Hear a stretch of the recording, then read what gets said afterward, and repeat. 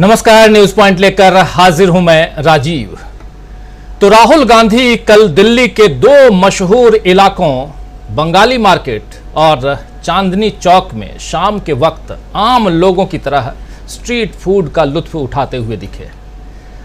आपको बता दूं दोस्तों कि बंगाली मार्केट मिठाइयों और चाट पकौड़ियों के लिए फेमस है और उधर चांदनी चौक में रमजान के दिनों में शाम की रौनक कुछ और ही होती है, कुछ अलग ही रहती है।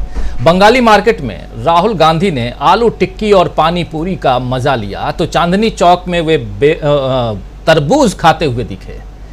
इस पर आप देख भी रहे हैं पिक्चर में, और इस पर कांग्रेस ने ट्वीट किया। कांग्रेस ने ट्वीट करते हुए लिखा कि मोहब्बत की शरबत। दरअसल आप इस जो फोटो को देख रहे हैं इसमें थोड़ा सा अगर फुल स्क्रीन लेके आइए, वो मोहब्बत की ये पीछे अगर देखेंगे आप राहुल गांधी और पीछे यानी कि ये दुकान है मोहब्बत की शरबत। खैर, ये देख रहे हैं आप ऊपर मोहब्बत की शरबत। दरअसल इस ट्वीट में जो तस्वीरें लगी हुई हैं जिसको आप देख रहे हैं अभी, जिसकी चर्चा हम कर रहे हैं, उसमें पहली तस्वीर में पीछे एक पोस्टर में यही लिखा हुआ है मोहब्बत की शरबत, जिसको अभी हम दिखा रहे थे, और सामने राहुल गांधी के हाथ में तरबूज की फाक है। आसपास लोग खड़े हैं, लोग खुश हैं और कि एक बड़ा नेता उनके बीच आया हुआ है।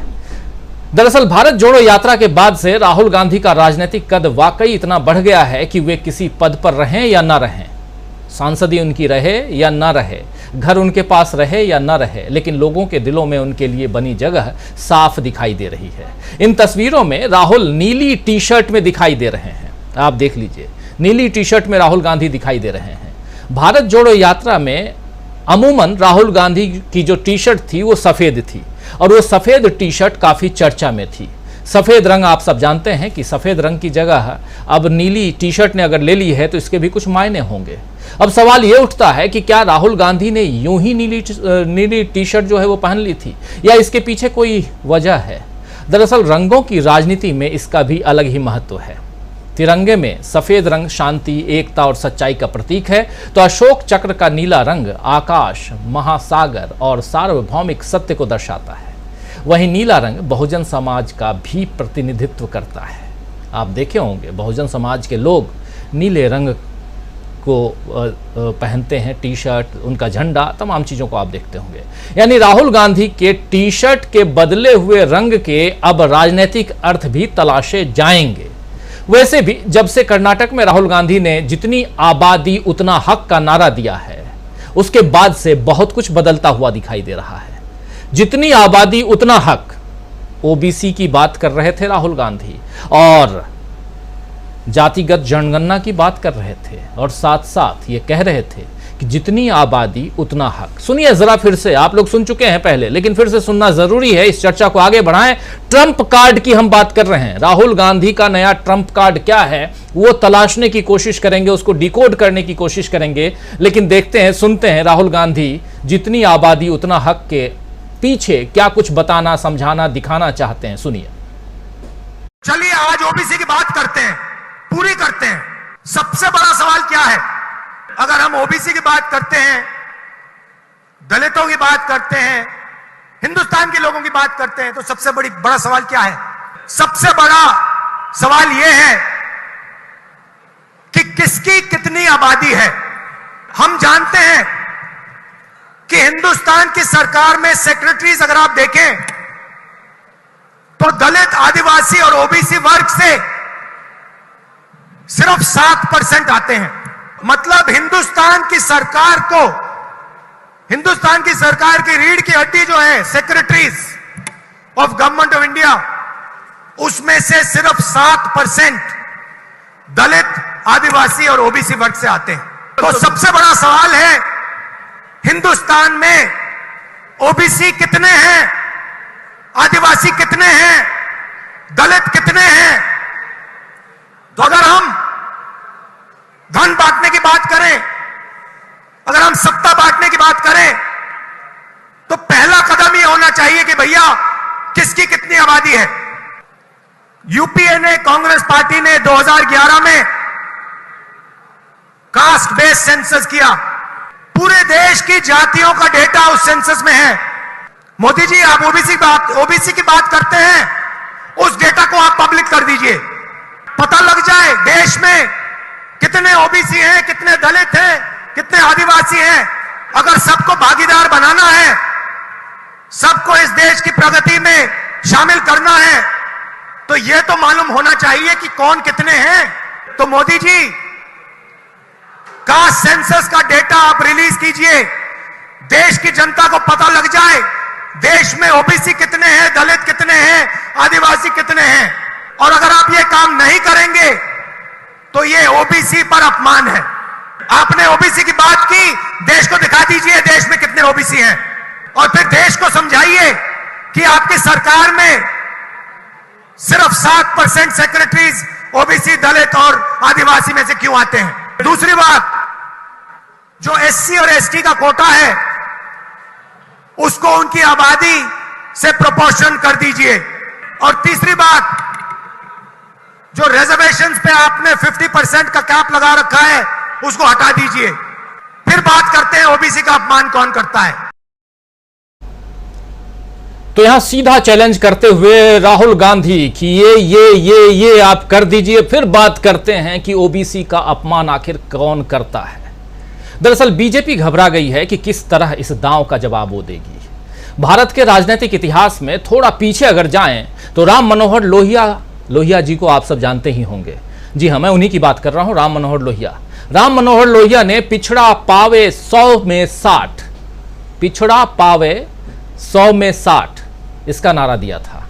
थोड़ा और आगे बढ़िए तो आप पाएंगे कि काशीराम जी ने इसी को आगे बढ़ाते हुए जिसकी संख्या भारी उसकी उतनी हिस्सेदारी, जी हां, जिसकी संख्या भारी उसकी उतनी हिस्सेदारी का नारा बुलंद किया था। आप जानते हैं कि लोहिया समाजवादी थे, जबकि काशीराम जी दलितों की राजनीति को और आगे बढ़ाया उन्होंने, और दलितों की राजनीति, और दोनों ने, यानी कि काशीराम जी ने और उनसे पहले लोहिया जी ने, इन दोनों ने एक खास बात यह थी कि कांग्रेस के विरोध में इन नारों का इस्तेमाल किया था। मगर आज राहुल गांधी की राजनीति में लोहिया और काशीराम दोनों की छाप दिखाई दे रही है। कर्नाटक में राहुल गांधी ने जातिगत जनगणना और आरक्षण की सीमा हटाने की मांग की और मोदी सरकार को चुनौती दे दी कि आपसे अगर नहीं होता है तो हट जाइए, हम कर देंगे। बीजेपी को उम्मीद नहीं रही होगी दोस्तों कि मोदी सरनेम पर ओबीसी कार्ड खेलने का ऐसा करारा जवाब उसे मिलेगा। आप याद कीजिए कि पिछले 5 दिनों में, जब से, आज 5 दिन भी नहीं, आज 19 तारीख है और 16 तारीख को राहुल गांधी पहुंचते हैं कोलार, और 16 और 17 रहते हैं राहुल गांधी वहां कर्नाटक में। इन 2 दिनों में उन्होंने जो ओबीसी कार्ड, जो बीजेपी का दांव था, उस पर पलटवार ऐसा किया कि अब किस बीजेपी के नेता ने उसके बाद से ओबीसी वर्ड का इस्तेमाल किया हो। अगर आप खंगालने की कोशिश कीजिए, चाहे आप किसी भी सभा में, किसी भी प्लेटफॉर्म पर, किसी भी सोशल मीडिया में अगर किसी ने कुछ बोला हो तो सब चुप हो गए।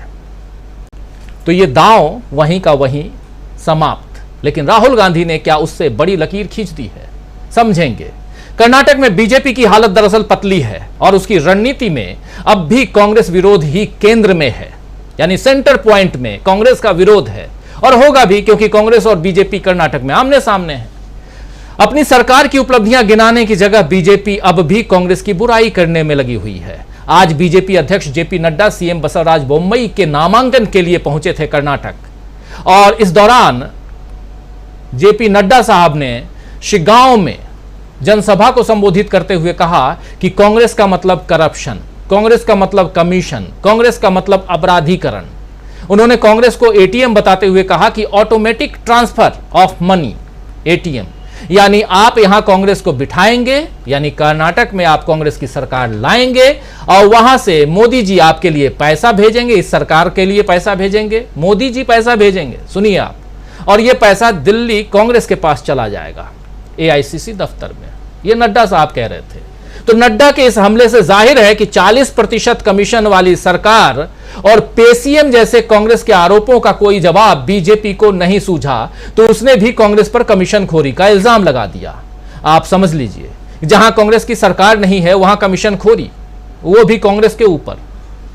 मतलब किस दुनिया में आप जी रहे हैं, किस दुनिया की आप राजनीति कर रहे हैं, जनता तो यह बात पूछेगी। खैर, चुनाव है तो इसी तरह के आरोप प्रत्यारोप चलते रहेंगे। अब जनता से जुड़े मुद्दों पर बात करने की जगह एक दूसरे को नीचा दिखाने वाली राजनीति चलन में आ गई है। लेकिन कर्नाटक में इस राजनीति का कोई फायदा बीजेपी को नहीं दिख रहा है, क्योंकि राहुल गांधी अब धीरे धीरे अपने पत्ते खोलते हुए नजर आ रहे हैं। तो आइए दोस्तों, आज यही समझने की कोशिश करते हैं कि कैसे राहुल गांधी ने अपने ट्रंप कार्ड का इस्तेमाल करना शुरू कर दिया है। चर्चा की शुरुआत करें। हमारे साथ कुछ वरिष्ठ साथी जुड़े हुए हैं, उन सबसे आपका परिचय करवाऊं और आगे बढ़ते हैं। हमारे साथ देखिए इस वक्त 5 वरिष्ठ साथी जुड़े हुए हैं। प्रोफेसर अखिल स्वामी जी हमारे साथ जुड़े हुए हैं। स्वामी जी, आपका स्वागत करता हूं इस कार्यक्रम में। हमारे साथ वरिष्ठ पत्रकार संजय कुमार सिंह जी जुड़े हुए हैं। संजय जी, आपका स्वागत है इस कार्यक्रम में। हमारे साथ उधर छत्तीसगढ़ से जुड़े हुए हैं डॉक्टर दीपक पाचपोर जी। दीपक जी, आपका स्वागत है। इधर स्टूडियो में हमारे साथी वरिष्ठ पत्रकार प्रशांत टंडन जी जुड़े हुए हैं। प्रशांत जी, आपका स्वागत करता हूं। और साथ में इसी दिल्ली से, ग्रेटर नोएडा से हमारे साथी अमलेंदु उपाध्याय जी हमारे साथ जुड़े हुए हैं। अमलेंदु जी, आपका भी स्वागत है। स्वागत करता हूं, इस्तकबाल करता हूं आप तमाम दोस्त साथी शुभचिंतक आप सबका, जो अब तक जुड़ चुके हैं, जो जुड़ने वाले हैं, आप सबका।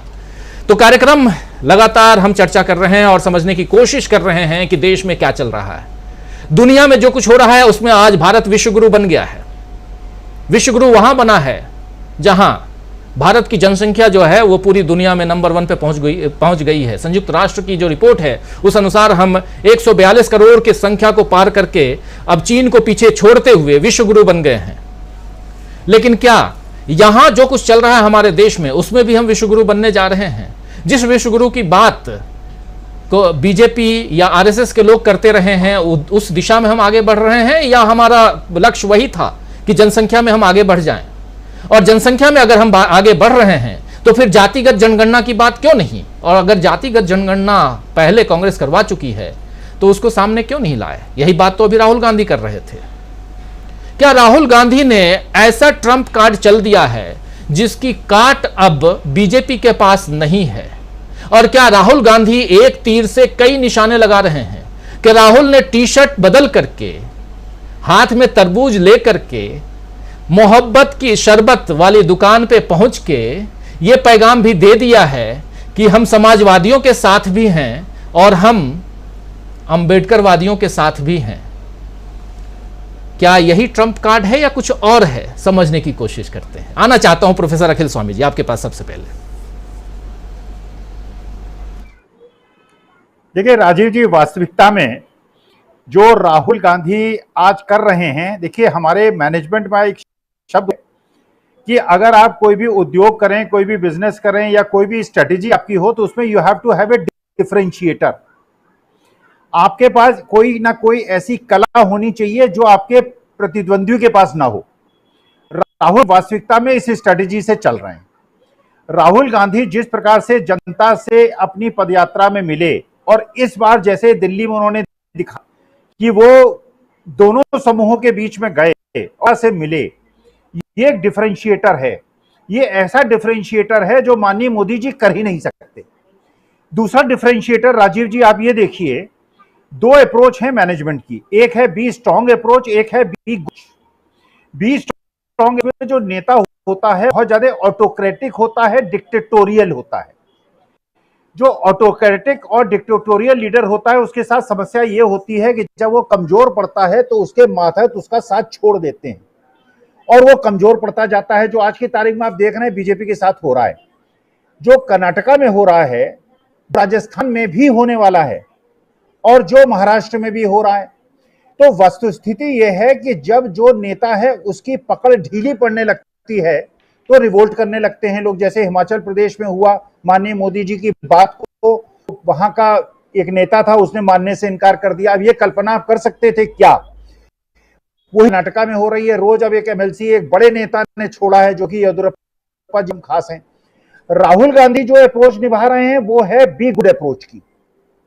बी गुड अप्रोच का मतलब ये है कि जनता को ये लगे भाई ये तो ऐसा है, राहुल गांधी तो मेरे जैसा है। जो पदयात्रा में उनको मैसेज मिला था, जनता को जो मैसेज मिला था कि ये व्यक्ति तो मेरे जैसा है, जो एक कल्पना की गई थी, एक एडवर्टीजमेंट के माध्यम से, पब्लिसिटी के माध्यम से बताया गया था कि आदमी बड़ा एरोगेंट है, पॉलिटिशियन नहीं है, ये तो जनता के बीच में नहीं जाता है, यहां चला जाता है, वहां चला जाता है। देखिए कई चीजें एक साथ हुई हैं। एक चीज तो ये प्रूव हो गई कि वो एक बहुत ज्यादा पढ़ा लिखा व्यक्ति है। ऑक्सफोर्ड से एमफिल करना, आज की तारीख में हिंदुस्तान के टॉप जो सबसे इंटेलेक्चुअल्स हैं उनके लिए भी एक सपना है और उसने वहां टॉप किया है। इसके बावजूद वो जनता से मिलता है। जिसके परिवार में 3-3 प्रधानमंत्री रहे तब भी वो जनता के साथ मिलकर उनके साथ चलता है और बी गुड अप्रोच की एक मिसाल उन्होंने कायम की है। तो वास्तविकता में आज की तारीख में क्योंकि मोदी जी की बीजेपी ने जो बिल्कुल एक छत्र राज्य वाली बात की थी, जैसे चाणक्य ने कहा था, देखिए राज्य हमेशा सुखी होता है जहां मंत्री निर्भीक होकर बोलते हैं। आज की सत्ता में जो सबसे बड़ी मुश्किल है वो ये है कि मंत्री कोई भी निर्भीक होकर अमित शाह और मोदी जी के अलावा कोई बोल नहीं सकता। ये जो फीडबैक सिस्टम है, जो डबल टू वे कम्युनिकेशन होता है, जो kaizen system of Japanese management कहता है कि अपने मातहतों की बात सुनिए और उसके बाद आपको वस्तुस्थिति और जमीनी हकीकत का पता चलेगा, फिर निर्णय लीजिए। तो ये राहुल गांधी की नीति है और जो जी की नीति है वन वे कम्युनिकेशन, मन की बात नीचे की बात न सुनना, किसी को न सुनने देना। जो इंदिरा जी ने गलती की थी 74-76 में, वही गलती आज मोदी जी कर रहे हैं। तो वास्तविकता में ये मैनी फोल्ड स्ट्रेटेजी है और जो भी स्ट्रेटेजिस्ट है आज कांग्रेस का, मैं ये समझता हूं इतनी बढ़िया उसने स्ट्रेटेजी बनाई है, इतना बढ़िया डिफरेंशिएटर क्रिएट किया है, इतना बढ़िया जनता से जुड़ने का माध्यम क्रिएट किया है, इसको रेप्लिकेट नहीं कर सकती बीजेपी। आज के तारीख डेमोक्रेटिक स्टाइल ऑफ फंक्शनिंग को डेमोक्रेटिक स्टाइल ऑफ फंक्शनिंग नहीं कर सकती, वरना उनकी पार्टी बिखर जाएगी। तो ये वस्तुस्थिति राजीव जी है। कुछ आप यहां बता रहे हैं और हम समझने की वही कोशिश कर रहे हैं कि आखिर राहुल गांधी नीली टी शर्ट, सफेद टी शर्ट से नीली टी शर्ट, दिल्ली के बाजारों में घूम रहे हैं और शाम का वक्त, रमजान का महीना चल रहा है, चांदनी चौक पहुंचते हैं, बंगाली मार्केट। जो लोग दिल्ली को अच्छी तरह से समझते हैं, आप सब में वो सब समझ सकते हैं कि ये दोनों जगह जो है कितना इंपॉर्टेंस रखता है। ये दोनों जगह आप जा करके अगर चले गए तो क्या कुछ राजनीति में आप पा सकते हैं। राहुल गांधी जब यहाँ पहुंचे तो काफी भीड़, जैसे जैसे लोगों ने पहचाना राहुल गांधी को, वैसे वैसे भीड़ जो है उमड़ती चली गई। तस्वीरें आप लोग देख चुके हैं, कुछ विजुअल्स भी दिखाना चाहता हूं सामने। ये देखिए, ये तस्वीरें जो हैं ये साफ बयां कर रही हैं कि कितनी भीड़ है। राहुल, ये देखिए, ये आप समझ सकते हैं कि राहुल गांधी को कैसे इस भीड़ से यहां से निकाला गया होगा। यानी कहीं ना कहीं कद तो बढ़ा है, लेकिन कद बढ़ने के साथ साथ क्या राजनीति में जो इनका कदम आगे बढ़ना चाहिए वो बढ़ा है क्या राहुल गांधी जो ट्रंप कार्ड चल रहे हैं, क्या राहुल गांधी जो कर्नाटक में बोलकर आ रहे हैं, उसका असर दिल्ली में हो रहा है क्या? अगर हो रहा है तो क्या जेपी नड्डा जो भाषण दे रहे हैं वो उसी भाषण के तहत दे रहे हैं? यानी उसी राहुल गांधी जो वहां ट्रंप कार्ड चल रहे हैं उसके आधार पर जेपी नड्डा को यहां कुछ से कुछ बोलना पड़ रहा है, कुछ से कुछ कोटेड। इसलिए कह रहा हूं प्रशांत टंडन जी, जरा आपके पास ही आना चाहता हूं, क्योंकि जो कुछ हम देख रहे हैं कर्नाटक के बारे में लोग कह रहे हैं कि बहुत ही मजबूत स्थिति में इस वक्त कांग्रेस पार्टी है। लेकिन क्या भ्रष्टाचार के आरोप में घिरी हुई 40% कमीशन वाली सरकार के आरोप में घिरी हुई बीजेपी भ्रष्टाचार का आरोप लगाकर कांग्रेस के ऊपर चुनाव को जीतने में कामयाब हो पाएगी? ये एक नॉर्मल बात है जिसका जवाब सीधे आप कहेंगे कि नहीं। लेकिन सबसे बड़ा सवाल यहां पर यह है कि राहुल गांधी ओबीसी का ट्रम्प कार्ड यहां चल के आए हैं और साफ साफ कह रहे हैं कि पहले काम कीजिए फिर आरोप लगाइए, फालतू का आरोप मत लगाइए। अभी आप सुन रहे थे 3 मिनट का उनका बयान जो था, ये क्या मायने रखता है? देखिए राजीव जी, 3 अलग अलग बिंदुओं में मैं अपनी बात रखूंगा कि ये जो ट्रम्प कार्ड आप कह रहे हैं, राहुल गांधी के पास जो ये ट्रम्प कार्ड है, ये बहुत बड़ा डिफरेंशिएटर है और ये चुनाव को बदल देगा। ये इतना बड़ा डिफरेंशिएटर है। अभी हमको हो सकता है कि बहुत शुरुआती दौर है और बहुत सारे विश्लेषकों को ये हो सकता है समझ में ना आए। अभी मैं 3 बिंदुओं पर अपनी बात रखूँगा। नंबर 1, देखिए पूरी दुनिया में जिसको कहते हैं अफर्मेटिव एक्शन, यानी आपको सामाजिक न्याय लोगों को करना है। जो हाशिए का समाज है, जो किन्हीं वजहों से समाज की मेनस्ट्रीम में अर्थनीति की मेनस्ट्रीम में, देश की मुख्य धारा में नहीं जुड़ पाया, वंचित रह गया, और वो वंचित रह गया किसी भेदभाव की वजह से, उस समाज को वापस लाना है। ये पूरी दुनिया में इसका सिस्टम है, जिसको यूरोप में या अमेरिका में अफर्मेटिव एक्शन कहते हैं, हमारे यहाँ आरक्षण कहते हैं। जी। अब कैसे इसको बीजेपी ख़त्म कर रही है। आप अगर अभी देखेंगे तो जो आरक्षित सीटें हैं वो भरी नहीं जा रही, लाखों की संख्या में। एक नया सिस्टम आ गया जो सीधे ज्वाइंट सेक्रेटरी, लेटरल एंट्री। वो लेटरल एंट्री में राजीव जी एक भी दलित, ओबीसी, मुस्लिम समाज का कोई नहीं जा पाया। तो एक दूसरी बात मैं ये कहना चाहता हूँ कि सामाजिक न्याय और सामाजिक सोशल इंजीनियरिंग, सोशल जस्टिस और सोशल इंजीनियरिंग भी जो बीजेपी की है, इनमें अंतर क्या है। राहुल गांधी इसी अंतर को उजागर कर रहे हैं और यही एक बड़ा ट्रम्प कार्ड साबित होगा। बीजेपी जो सोशल इंजीनियरिंग करती है राजीव जी, वो क्या करती है, वो XY जातियों के नेताओं को सामने रखती है, उनको प्रलोभन देती है, उनको MLA MP बनाती है, मंत्री बना देती है, और उनके नीचे जो सेक्रेटरी है, जो ब्यूरोक्रेसी है, जो निज़ाम है, जो अफसरशाही है, वो सारी उन्हीं 7-8% जो सवर्ण समाज से आने वाले लोगों की होती है।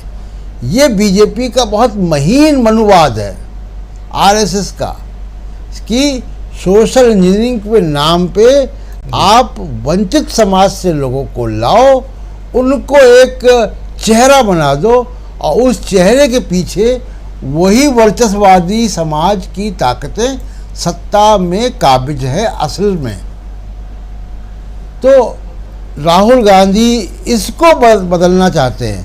अब उसको, वो बहुत दिन से सोशल जस्टिस की बात कर रहे हैं, लेकिन अब उन्होंने एक बहुत ही बड़ा स्टेप कांग्रेस पार्टी में जो अभी तक नहीं लिया गया था वो लिया है, और वो ये है कि जातिवार जनसंख्या में कांग्रेस आगे बढ़ गई है। उसकी डिमांड को उसने बहुत ज़ोर शोर से उठा रहे हैं और उसको वो कनेक्ट भी कर रहे हैं। केवल एक मैनिफेस्टो में या पॉलिटिकल रेजोल्यूशन में एक लाइन लिख देना, लेकिन उसको उस पर ओपिनियन मोबिलाइज करना एक अलग बात है, जो राहुल गांधी इस वक्त कर रहे हैं।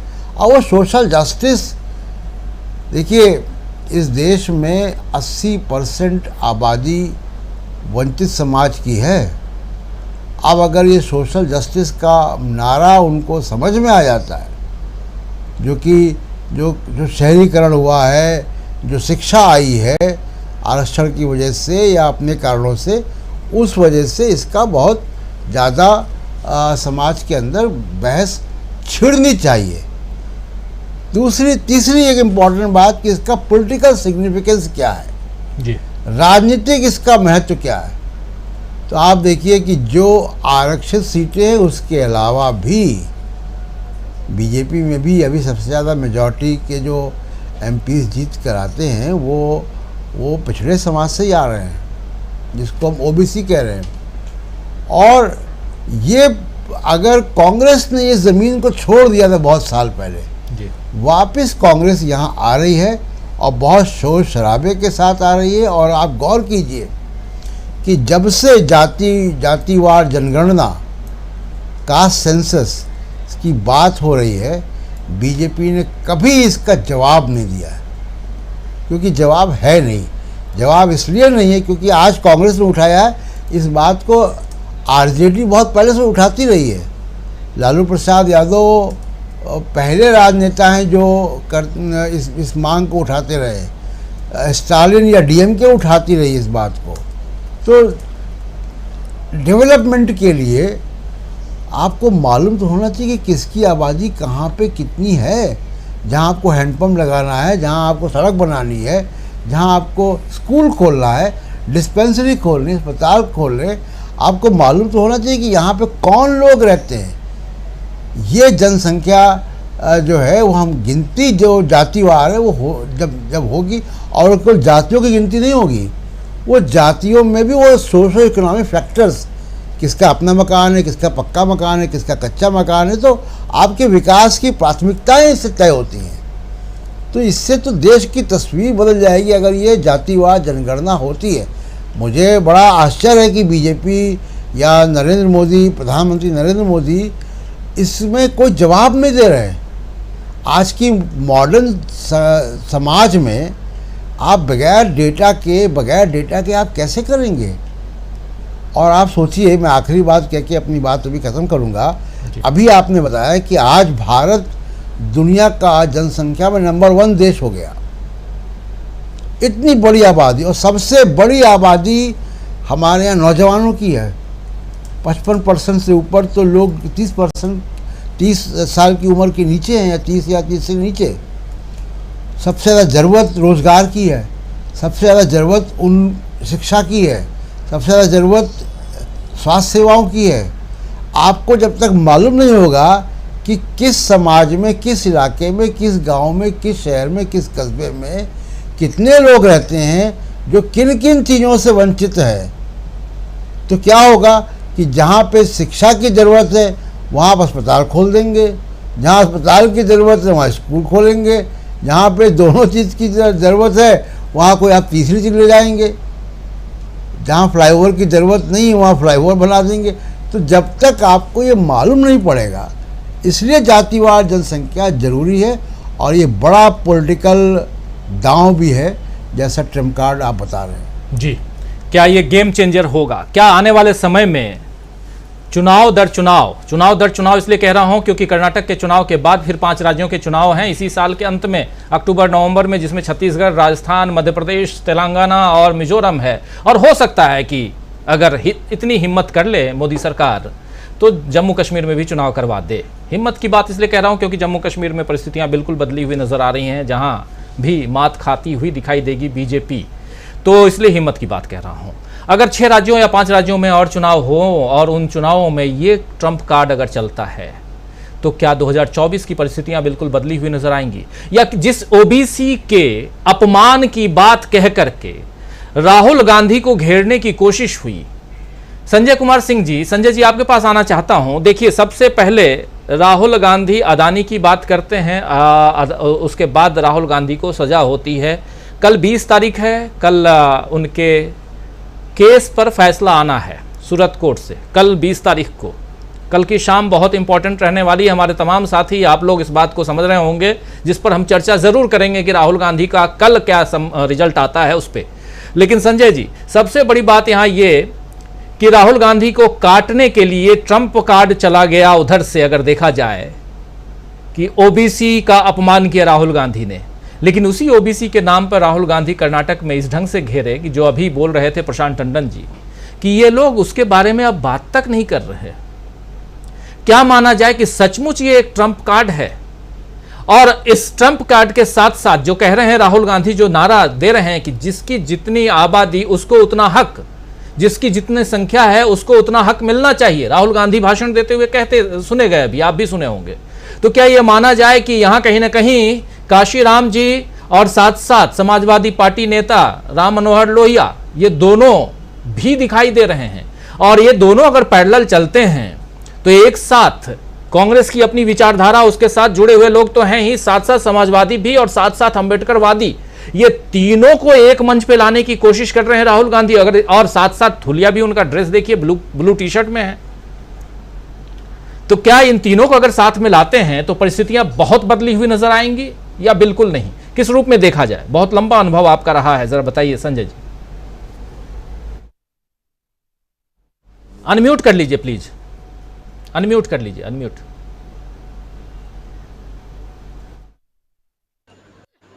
मैं इसको ऐसे देखता हूं कि राहुल गांधी और नरेंद्र मोदी या भाजपा और कांग्रेस में कोई कंपैरिजन ही नहीं है।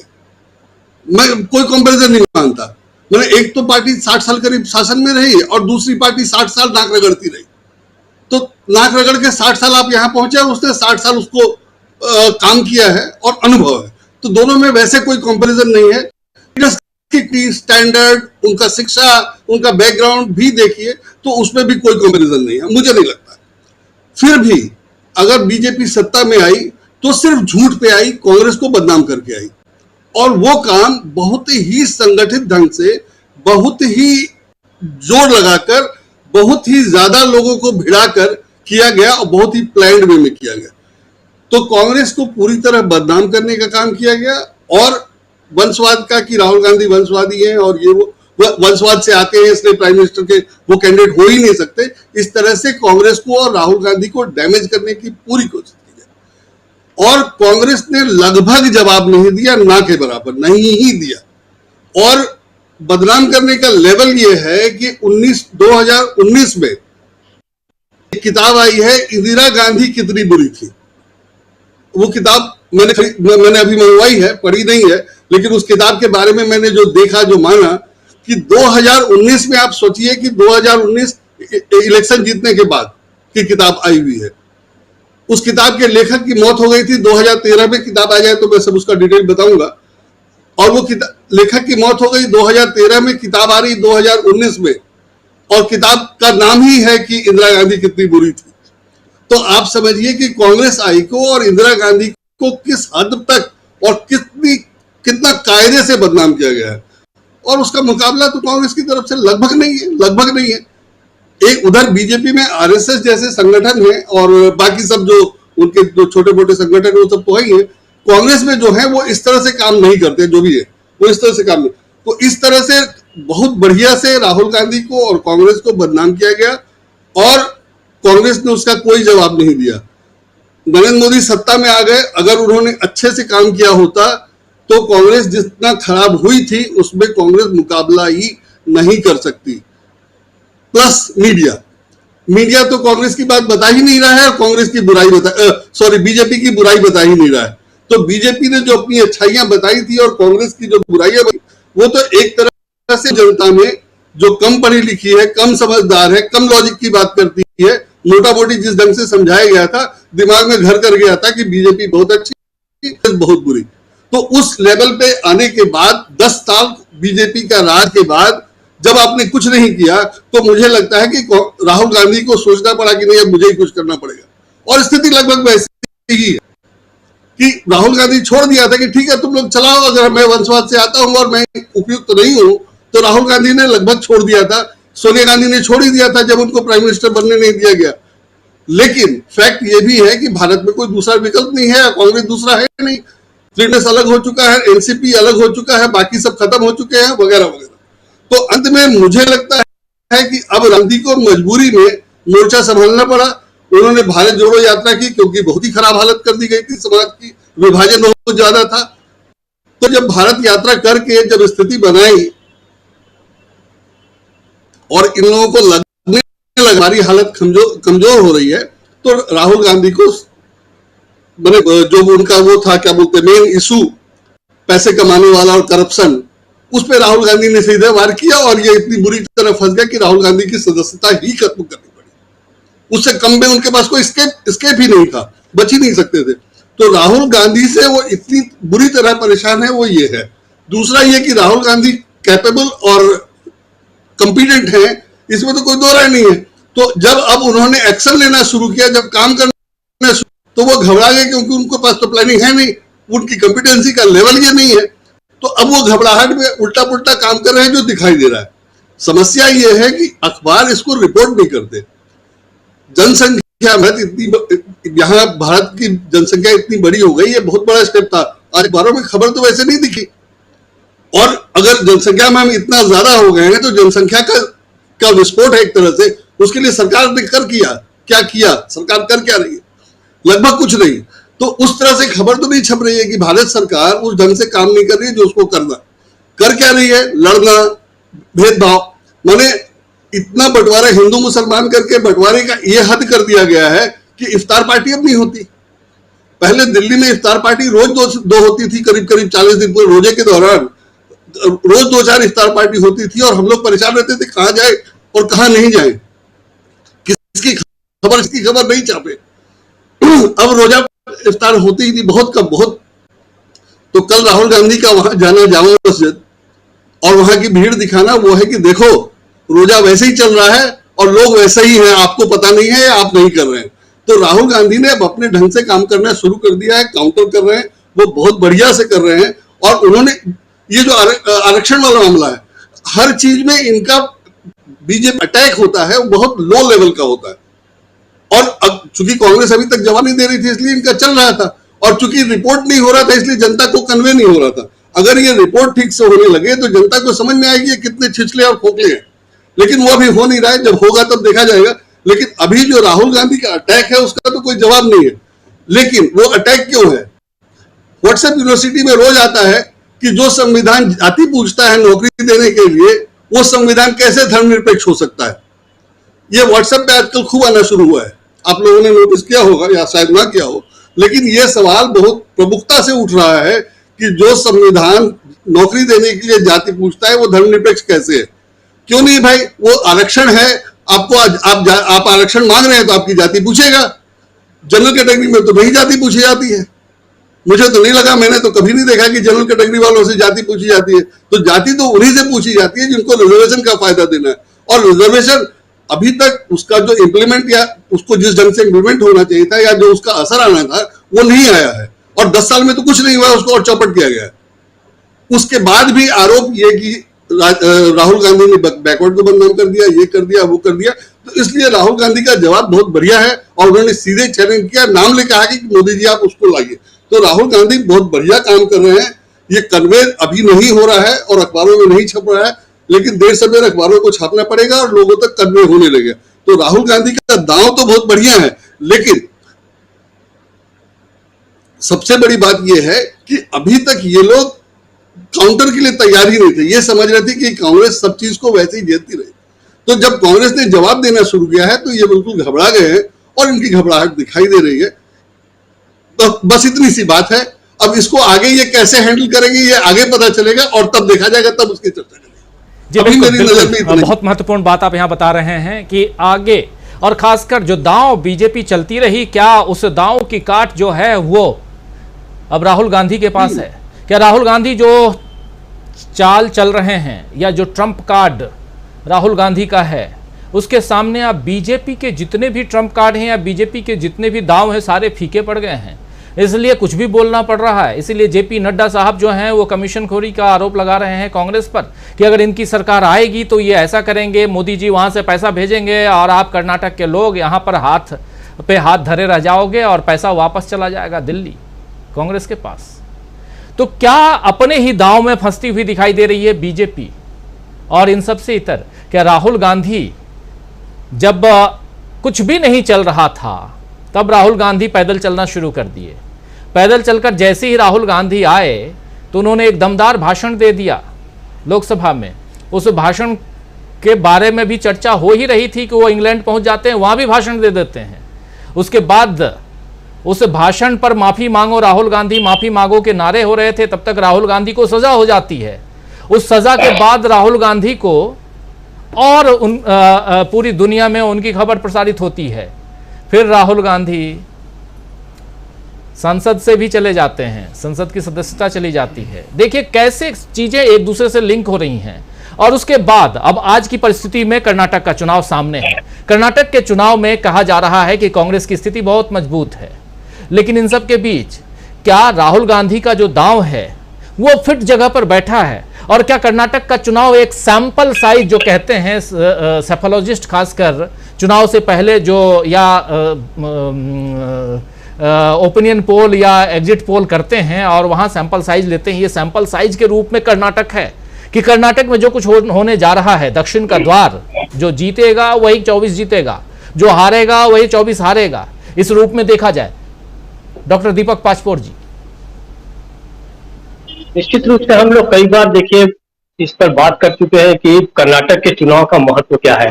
अब आप देखिए जैसे जैसे इश्यूज आगे बढ़ते जा रहे हैं, चुनाव नजदीक आ रहे हैं और जो राहुल का जो इम्पैक्ट था जिसकी शुरुआत भारत जोड़ो यात्रा से हुई है, अब वो कंसोलिडेट होते जा रहा है, मजबूत होते जा रहा है। एक तरह से देखिए कि वो 2024 का फाउंडेशन भी बनता जा रहा है। ये जो खासकर देखिए ओबीसी के बारे में हम लोगों ने काफी बातें की है पिछले कुछ समय से। ओबीसी का जो कार्ड जो शुरू हुआ, जिसकी शुरुआत जो हुई है वो कि मोदी ओबीसी पर जो है हमला किया गया या उनका अपमान किया गया, इससे शुरुआत हुई है। लेकिन उसका दांव जो है राहुल ने पलट के दिखा दिया गया। निश्चित रूप से ओबीसी जो है एक महत्वपूर्ण फैक्टर है, लेकिन मुझे ऐसा लग रहा है कि इसमें एक और नया फैक्टर जुड़ता जा रहा है जो असली ट्रम्प कार्ड हो सकता है।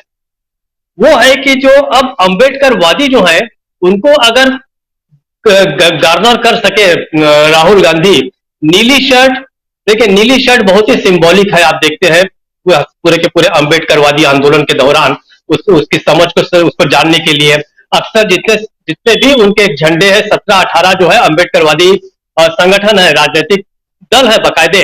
हालांकि उसमें से प्रोमिनेंट 2 या 3 है, बाकी कुछ तो जो है वो केवल नाम मात्र के लिए है, जिसमें आपको दलित पैंथर से लेके रासू गवई और ये रामदास आठवले और रामविलास पासवान ऐसे लगभग 20 जो है वो अंबेडकरवादी संगठन है। लेकिन वहां पर एक बहुत जबरदस्त वैक्यूम है इस समय। आप देखिए इसमें जो सबसे मजबूत जो अंबेडकरवादियों की जो सबसे मजबूत नेताजी, जो सबसे बड़ी नेता मानी जाती थी, वो मायावती बहन थी। तो मायावती बहन जी जो है वो पूरी की पूरी तरह से एक्सपोज हो गई है।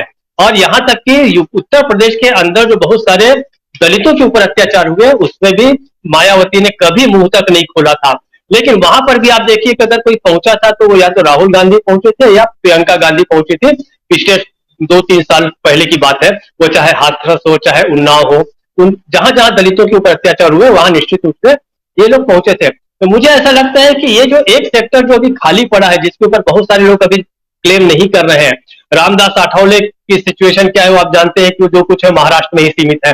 और महाराष्ट्र में कभी उनको शरद पवार की जरूरत पड़ती है, तो कभी शिवसेना की जरूरत पड़ती है, कभी बीजेपी की जरूरत पड़ती है।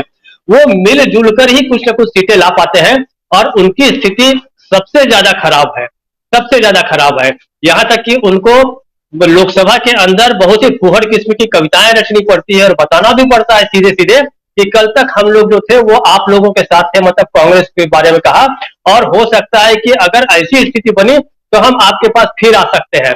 मतलब निर्लज्जता की जो सारी हदें जो है वो रामदास आठवले जैसे नेता जो है, एक समय में महाराष्ट्र में जब मैं पत्रकारिता करता था तो मैं देखता था कि रामदास आठवले का कितना जबरदस्त एक अंबेडकरवादियों में क्रेज था।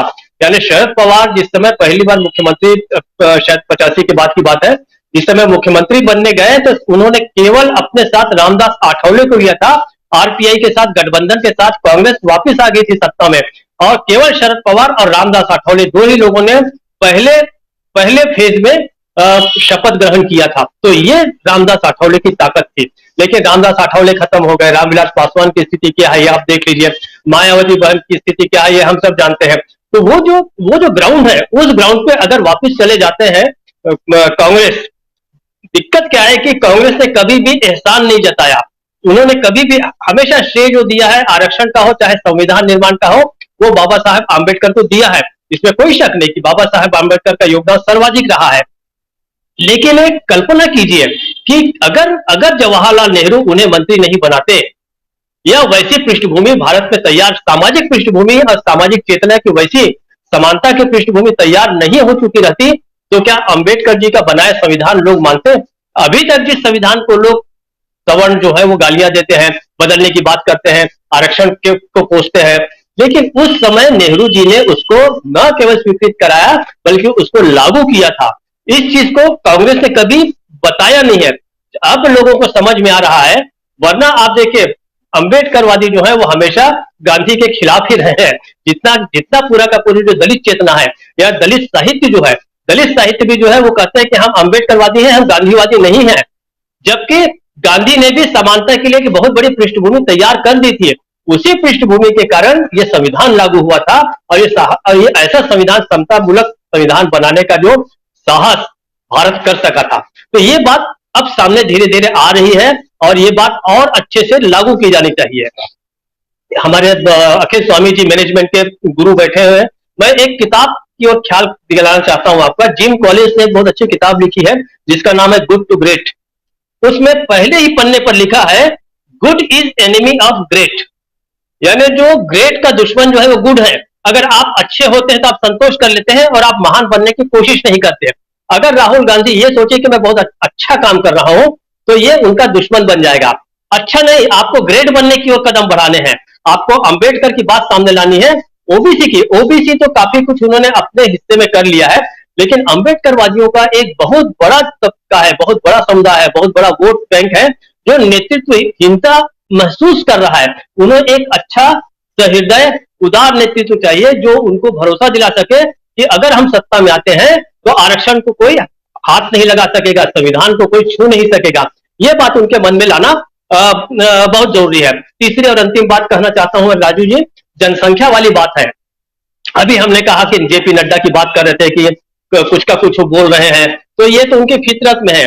देखिए, अब जो जनसंख्या में जो हम कह रहे हैं कि भारत नंबर 1 बन गया है, तो इसका मतलब है फिर से एक मंत्री जो है भारतीय जनता पार्टी सरकार के, वो फिर से बोलेंगे कि लगता है कि बिजली पिछले दिनों को ज्यादा ही समय तक गुड़ रही थी, जिसके कारण जो जनसंख्या है भारत की इतनी ज्यादा बढ़ गई है। आपको याद होगा एक मंत्री ने बयान दिया था कि जनसंख्या बढ़ने का कारण बिजली का बार बार जाना है। तो ऐसी ऐसी बातें जो है ये भारतीय जनता पार्टी के सेक्टर से ही आ सकती है। तो उन्होंने, हालांकि एक समय था जब इस जनसंख्या पे बहुत गर्व किया करते थे, मोदी जी कहते थे कि ये डिविडेंड है, इसके बल पे हम बहुत कुछ करेंगे, और निश्चित रूप से डिविडेंड है, हमारे पास ताकत है, मानव संसाधन की बहुत बड़ी ताकत है, बशर्ते कि हम उसको अच्छे से उसका उपयोग कर सके। हम इतने लोगों को हम कैसे खाना खिलाएंगे, कैसे रोटी देंगे, कैसे मकान देंगे, ये हमको सोचना पड़ेगा। तो जनसंख्या के बारे में आप उसको, अब होगा केवल यही होगा कि कल से ये बात कही जाएगी कि जनसंख्या वृद्धि का जो कारण है वो एक पर्टिकुलर समुदाय है। ये विषय भी आज रातों रात जो है आईटी सेल के अंदर जो है उसके ऊपर कुछ न कुछ सामग्री बननी तैयार हो जाएगी और कल परसों तक सबके व्हाट्सएप में आ जाएगी। राजीव जी जी, सारे फैक्ट्स जो हैं वो सामने फिर भी ला दिए जाते हैं। एक तरफ व्हाट्सएप यूनिवर्सिटी है तो दूसरी तरफ फैक्ट चेक है। अब लोग इतने समझदार हो गए हैं कि वो देखने लगे हैं, चेक करने लगे हैं, एक जगह नहीं 4-4 जगह। तो इसलिए ये यूनिवर्सिटी भी, आप बिल्कुल सही कह रहे हैं दीपक जी, लेकिन हावी है आज भी वो यूनिवर्सिटी, व्हाट्सएप यूनिवर्सिटी, जहाँ से खासकर मिडिल क्लास के दिमाग को घुमाने की बहुत कोशिश होती है और घुमा भी दिया जाता है बहुत हद तक। खैर, ये जनता को सोचना है, समझना है आप सबको कि आपको क्या देखना है। जहाँ ये बताया जाता हो कि हमारी आज़ादी 99 साल के लीज पर मिली है, तो उसके आगे और क्या कहा जाए। खैर, ये बात भी व्हाट्सएप यूनिवर्सिटी के ज़रिए ही आप और हम तक पहुंची। और उसके बाद फिर बीजेपी की नेत्री जो है, बीजेपी ने एबीवीपी की नेत्री, वो अगर ये बात कहे तो समझ सकते हैं कि क्या कुछ चल रहा है इस देश दुनिया में। लेकिन हाँ, इस बात पर गर्व करना चाहिए कि हम दुनिया में सबसे बड़ी आबादी वाला देश हो गए हैं। 142 करोड़ से ज़्यादा की आबादी हमारी है, ये गर्व की बात है। लेकिन इसके साथ ये भी गर्व करना चाहिए और एक प्रश्न खड़ा करना चाहिए कि क्या हमारे देश में इस आबादी के लिए उतने शिक्षा के इंतज़ाम, उतने हॉस्पिटल्स के इंतज़ाम, यानी कि स्कूल, कॉलेज, हॉस्पिटल, नौकरियां, इन सब के इंतज़ामात हैं या नहीं हैं? अगर हैं तो बहुत अच्छी बात है, सरकार बहुत अच्छा काम कर रही है, इस सरकार को फिर से जिताओ। और अगर नहीं है, बार बार इसलिए कह रहा हूं क्योंकि जब ये मैं कह रहा हूं तो रोंगटे खड़े इसलिए हो रहे हैं कि 2020 और 2021 की वो तस्वीरें सामने आ रही हैं जब कोरोना की इसी दहशत में और इसी काल में कई लोगों को गंगा में कई की लाशें तैरते हुए देखी गईं, गंगा के किनारे कई लाशें दफनाए हुए इस ढंग से देखी गईं, जिसकी तस्वीरें दुनिया के अलग अलग बड़े बड़े अखबारों में, बड़े बड़े मैगजीन में हम लोग छपते हुए देखे। और हॉस्पिटल, शमशान घाट, कब्रिस्तान, सब जगह लाइनों में खड़े हुए लोगों को भी देखा। क्या दिन क्या रात, 24 घंटे। यानी कि हम गर्व तो कर लें कि 142 करोड़ से ज़्यादा की जनसंख्या के साथ हम नंबर 1 बन गए हैं पॉपुलेशन में, लेकिन हमारे पास वो सुविधा नहीं है। और ये मानना होगा, इस देश के मोदी सरकार को मानना होगा, खुलकर मानना होगा कि हाँ, हम गलत हैं यहाँ पर और अभी भी नहीं कर रहे हैं वो काम जो करना चाहिए। खैर, आना चाहता हूं अमलेंदु उपाध्याय जी आपके पास, थोड़ी सी चर्चा और। अगर राहुल गांधी ब्लू की जगह पर ग्रीन टी शर्ट में चले जाते तो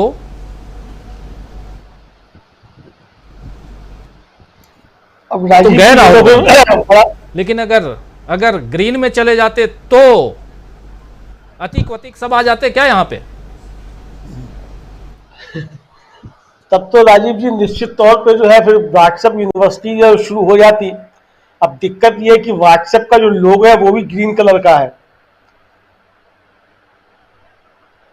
अब ये जो है वो समस्या इस व्हाट्सएप यूनिवर्सिटी के शिष्यों के सामने है कि ग्रीन कलर को जो है हरे रंग को किस तरीके से गालियां दें और उसी ग्रीन कलर का इस्तेमाल करके जो है वो उनकी सामग्री तैयार होती है, पूरी उनका जो है पूरा कोर्स वहीं तैयार होता है उस हरे रंग पे ही जाकर के। तो ये तो खैर रंगों का झगड़ा है, लेकिन मुझे लगता है कि राहुल गांधी ने बहुत दिनों के बाद अगर सफ़ेद टी शर्ट के बजाय अगर नीला टी शर्ट पहना है तो शायद कोई एक संदेश देने की कोशिश निश्चित तौर पे की है राहुल गांधी ने। और मुझे लगता है कि राहुल गांधी जिस तरीके से दांव चल रहे हैं ये निश्चित तौर पे भारतीय जनता पार्टी को काफ़ी ज़्यादा परेशान करने वाले हैं। और ख़ासतौर से राजीव जी ऐसे समय में जिस समय जो दलित राजनीति के बड़े कहा जाए कि ठेकेदार या लंबरदार जो होते थे वो सब एक तरीके से इस समय भारतीय जनता पार्टी के पक्ष में खड़े हुए हैं, सिर्फ प्रकाश अंबेडकर को छोड़कर। यानी मायावती भी जो है वो आप उनको इस समय भारतीय जनता पार्टी के ही पक्ष में समझिए, उनसे अलग नहीं समझ सकते आप।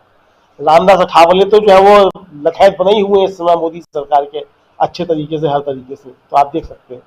तो यानी कि जिस तरीके से दलित राजनीति के जो बड़े लोग थे उन्होंने जिस तरीके से दलित राजनीति के साथ किस तरीके से कहा जाए छल किया, और बाबा साहब डॉक्टर अंबेडकर ने जो कहा था कि मेरे समाज के पढ़े लिखे लोग जो हैं वो छल करेंगे, जिस तरीके से जो उनका वाक्य है उससे एक तरीके से कहा जाए तो चरितार्थ किया। ऐसे समय में अगर राहुल गांधी इस राजनीति की तरफ कुछ कदम बढ़ा रहे हैं तो निश्चित तौर पर ये एक संदेश देने की कोशिश है। दूसरी बात राजीव जी, मुझे लगता है कि राहुल गांधी की जो राजनीति है वो सिर्फ जाति की राजनीति नहीं है, और दलित राजनीति के जो जिन लोगों ने किया उस पर चल के काम किया वो डॉक्टर अंबेडकर का जो मूल सिद्धांत था कि जाति तोड़ना है, उससे हट करके वो जाति की राजनीति करने लगे। मुझे लगता है कि राहुल गांधी जो राजनीति कर रहे हैं वो जाति की राजनीति नहीं है, बल्कि जो जाति के आधार पर लोगों के साथ अन्याय हुआ है उस अन्याय को समाप्त करके न्याय की राजनीति जो वो है, जो वही सामाजिक न्याय की जो है मूल अवधारणा है कि जिस तरीके से अन्याय हुआ उस अन्याय को किस तरीके से पाटा जाए। आरक्षण भी जब संविधान में दिया गया तो इसलिए नहीं दिया गया किसी खास जाति को देना है, इसलिए था कि जिन जातियों के साथ सदियों तक अन्याय हुआ, जिनके साथ दुर्व्यवहार हुआ, उनको आरक्षण देकर के आगे बढ़ाया जाए और जो एक सामाजिक खाई थी उसको जो पाटा जाए। और मुझे लगता है कि अगर इस आरक्षण की वजह से समाज के अंदर आपको अगर कुछ बदलाव देखने को मिल रहे हैं तो वो इसी वजह से है कि उसकी अवधारणा थी वो मूल रूप से क्या थी। और भारतीय जनता पार्टी इसीलिए मूलतः जो अपने चरित्र में इस आरक्षण की विरोधी है, क्योंकि उनके यहाँ तो मनुस्मृति है, वहां तो सामाजिक न्याय का कोई सवाल ही नहीं है। भारतीय जनता पार्टी ने भी सामाजिक न्याय का और जो डॉक्टर अंबेडकर की राजनीति थी उसका एक कार्ड जो था वो जातियों की सोशल इंजीनियरिंग में निकाल दिया। और जिस तरीके से उसने जो है कि एक सिंबॉलिक राजनीति की कि हमारी ये मंत्रिमंडल में इतनी इस जाति का फला मंत्री है, इस जाति का फला मंत्री है, तो ये उसने एक तरीके से सिंबॉलिक राजनीति करके जातियों के साथ जो अन्याय के प्रश्न थे उनको जो है ठंडे बस्ते में डाल दिया और जातियों के कुछ लोगों को मंत्री बना करके या उनको राजनीति में एक स्थान दे करके उसने जो था वो सामाजिक न्याय की राजनीति कहा जाए तो किनारे कर दिया। राहुल गांधी अगर आज ओबीसी और जातिवाद जनगणना की बात कर रहे हैं और कह रहे हैं कि भाई आप जब नीतियां बनाएंगे अपनी तो किस तरीके की नीति बनेंगी, अगर आपके सामने डाटा नहीं है तो निश्चित तौर पर यह वही जो है वो सामाजिक न्याय की ही राजनीति को आगे बढ़ाने की कोशिश है। मुझे ऐसा लगता है कि राहुल गांधी की जो राजनीति है वो जातियों क्या सोशल इंजीनियरिंग ना हो करके वास्तव में जो सामाजिक न्याय की राजनीति है वही उस पर आगे चल रहे हैं। अब देखना यह है राजीव जी की भारतीय जनता पार्टी जिस तरीके की सोशल इंजीनियरिंग की राजनीति करती है तो वो सोशल इंजीनियरिंग की राजनीति और राहुल गांधी की सामाजिक न्याय की राजनीति जो जिस पर राहुल गांधी आगे बढ़ रहे हैं और लगातार जिस पर वो संदेश देने की तरीके से कोशिश कर रहे हैं, इसमें जो है किस तरीके से कौन खांचे में फिट बैठता है ये अब देखने वाली चीज होगी। मुझे लगता है कि राहुल गांधी जिस तरीके से संदेश दे रहे हैं वो निश्चित तौर पे खासतौर से जो देखिए एक तो जो ओबीसी है वो कोई ओबीसी जो बना वर्ग वो जाति के आधार पर नहीं है। ओबीसी जो है वो शैक्षणिक और आर्थिक जो पिछड़ा आधार है उसको लेकर के है। ओबीसी में जो ब्राह्मण हैं और बनिए हैं उनकी भी बहुत सी उपजातियां शामिल हैं। तो ये जो कुल मिलाकर के पूरी सामाजिक न्याय की राजनीति जो है वो सामाजिक है और ये जातियों का संघर्ष या जातियों की राजनीति मुझे लगता है कि नहीं है। अब देखना यह है कि इस पर कितना आगे बढ़ते हैं, कितना आगे जाते हैं और इसका भारतीय जनता पार्टी क्या काट निकालती है, लेकिन अब भारतीय जनता पार्टी ने ओबीसी का नाम तो लेना बंद कर दिया। ये तो बात बिल्कुल सही है। राहुल गांधी ने जहां कहा कि आइए बात कर लेते हैं, क्योंकि भारतीय जनता पार्टी मुद्दों पे बात नहीं कर सकती है, वो शोषों की राजनीति करती है, शोषे छोड़ सकती है, तो मुद्दों की बात नहीं कर सकती। तो मुद्दों पे तो आना नहीं है भारतीय जनता पार्टी को। अब कहा कि ओबीसी का अपमान किया, जैसा कि मैंने पहले भी किया था कि जब मंडल रिपोर्ट लागू हुई तो नारे लगते थे कि मंडल के 3 दलाल वीपी शरद पासवान, तो विवाह नहीं, और शरद यादव और रामविलास पासवान के बंगले किस तरीके से बेइज्जत करके खाली करवाए गए इस सरकार के द्वारा, और रामविलास पासवान का सामान जो था वो तो उनके ना रहने के बाद सड़क पर पड़ा हुआ था, सबने देखा है किस तरीके से। तो ये जिस तरीके की राजनीति करते हैं, तो ये सब चीजें सामने हैं। मुझे लगता है कि इनको इस स्तर पर भी बेनकाब की जाने की आवश्यकता है। और निश्चित तौर पर राहुल गांधी ने जो सवाल उठाया कि भाई आपकी जो टॉप सेक्रेटरीज है उनमें सिर्फ 7% लोग जो है ओबीसी, दलित और आदिवासी तीनों मिलाकर के सिर्फ 7% है, तो ये क्यों है आखिर? ये असंभव है। मुझे लगता है इसका जवाब कोई भारतीय जनता पार्टी के पास नहीं है, और इसलिए भारतीय जनता पार्टी अब नहीं करती। दूसरी बात राजीव, मैं एक बात कह के समाप्त करता हूं, मुझे लगता है कि भारतीय जनता पार्टी के लिए दिक्कतें ज्यादा बढ़ती चली जा रही है। अब कर्नाटक में एक और मसला शुरू हो गया है, एक गृह युद्ध चल रहा है सूडान में, वहां की सेना और सैनिक बलों के बीच में लड़ाई चल रही है, और वहां एक भारतीय की मौत हुई है उसमें, और 31 आदिवासी जो हैं कर्नाटक के वहां फंसे हुए हैं। अब उस पर सिद्धारमैया ने, जो एस जयशंकर है विदेश मंत्री, उनको ट्वीट किया, कुछ कीजिए, प्रयास कीजिए उनको वहां से लाने के लिए। जयशंकर जी ने जवाब दे दिया कि आप इस पर राजनीति मत करिए, वहां संकट है। अब सिद्धारमैया ने उस पर तंज किया कि बहुत बिजी है, तो मुझे उस व्यक्ति का नाम बता दीजिए वहां से लोग लेके आ सकता है। तो अब ये मसला जो है, ये भी भारतीय जनता पार्टी के लिए कर्नाटक में मुसीबत बनने जा रहा है। अब लोग जो है थ्रेड में, वो नड्डा साहब का जो बयान है उसका जो है इसलिए पेश कर रहे हैं कि मोदी जी ने यूक्रेन और रूस का युद्ध रुकवा दिया था। तो भाई यूक्रेन और रूस का युद्ध जब मोदी ने रुकवा दिया था, तो जो 31 आदिवासी कर्नाटक उनको लेके आने में क्या दिक्कत है? मोदी जी कहीं लेके आ जाए उनको। तो ये भी एक वहां मुसीबत जो है कर्नाटक में शुरू हो गई है। तो देखना होगा राजीव जी, बहुत दिलचस्प चीजें आगे आने वाले समय में होगी। है बहुत चीज़ें जो हैं वो आप लोग देख सकते हैं आने वाले समय में, और अलग अलग राजनीति के जो रूप हैं, रंग हैं, वो हम लोग देख रहे हैं। रंग और रूप की बात कर रहे हैं, खासकर रंग की बात कर रहे हैं। और हमारे साथ जुड़ गए हैं प्रोफेसर रविकांत जी। रविकांत जी, आपका स्वागत करता हूं इस कार्यक्रम में। और चर्चा हम कर रहे हैं, रियली रंग की चर्चा कर रहे हैं, राहुल गांधी की चर्चा कर रहे हैं। राहुल गांधी जाते हैं कर्नाटक, चुनावी सभा से चुनाव का आगाज़ करते हैं, अपने चुनाव प्रचार का आगाज़ करते हैं, और वहाँ पर वो ओबीसी मुद्दे पर बात करते हैं। जिस ओबीसी मुद्दे को लेकर, मोदी सरनेम को लेकर के राहुल गांधी पर वार किया गया कि राहुल गांधी ने पूरे देश के ओबीसी का अपमान किया है, उसी ओबीसी समुदाय की बात राहुल गांधी वहाँ कह रहे हैं। वो बात हम लोग 2 दिन पहले, आप भी थे उस कार्यक्रम में, हम लोग कर चुके हैं। दूसरी बात यहाँ ये होती है कि कल शाम को राहुल गांधी पहुँचते हैं दिल्ली के 2 अलग अलग बाज़ारों में। एक चांदनी चौक का एरिया, रमज़ान का महीना चल रहा है, गुलजार बिल्कुल चांदनी चौक, शाम का वक्त, इफ्तार का समय। और दूसरा वो पहुँचते हैं बंगाली मार्केट। बंगाली मार्केट अपने आप में आप सब जानते हैं अच्छी तरह से। और इधर वो ब्लू टी शर्ट पहन के पहुँचते हैं राहुल गांधी। राहुल गांधी एक नारा वहाँ देते हैं, मैं कुछ चीज़ें आपको बुलेट पॉइंट में दे रहा हूँ, हम लोग हालांकि इस पर चर्चा कर रहे हैं, लेकिन कुछ बुलेट पॉइंट्स इसलिए दे रहा हूं कि आपकी बातों को आगे आप उसको बढ़ाइए। राहुल गांधी वहां नारा देते हैं कि जिसकी जितनी आबादी है उसको उतना हक मिलना चाहिए। राहुल गांधी बोलते हैं जिसकी आबादी जितनी उसको उतना हक। लेकिन 2 नारे और याद आते हैं जिसकी चर्चा हम कर चुके हैं, लेकिन आपके सामने रख रहा हूं। एक नारा राम मनोहर लोहिया साहब ने, उनका कहना था पिछड़ा पावे 100 में 60। और एक नारा और उसके बाद काशीराम जी उस नारे को बुलंद करते हैं, आगे बढ़ाते हैं, और उनका कहना था जिसकी जितनी संख्या भारी उसकी उतनी हिस्सेदारी। अब देखिए 3 नारे, राहुल गांधी का आज का नारा, राम मनोहर लोहिया साहब का नारा और काशीराम जी का नारा। ये तीनों नारे में क्या समानता है? अगर समानता को आप देखेंगे रविकांत जी, तो बहुत सारी बातें सामने आएंगी। इन बहुत सारी बातों को मैं चाहता हूं कि आप जरा रखिए यहां पे और समझने की कोशिश। मैं बहुत ज्यादा इसके उसमें नहीं जाना चाहता कि किसको कितना कितनी संख्या कितना उसका फायदा नुकसान, या नहीं। मैं फायदा नुकसान या जो भी है उसको राजनीति के तराजू पर तौलने की कोशिश करना चाहता हूं। 2024 के नजरिए से इसको देखना चाहता हूं। जरा उस नजरिए को यहां रखने की कोशिश कीजिए।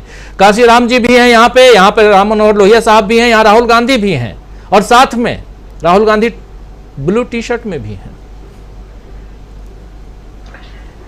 राजीव जी, आपने बहुत सारे सूत्र हमारे सामने रखे हैं।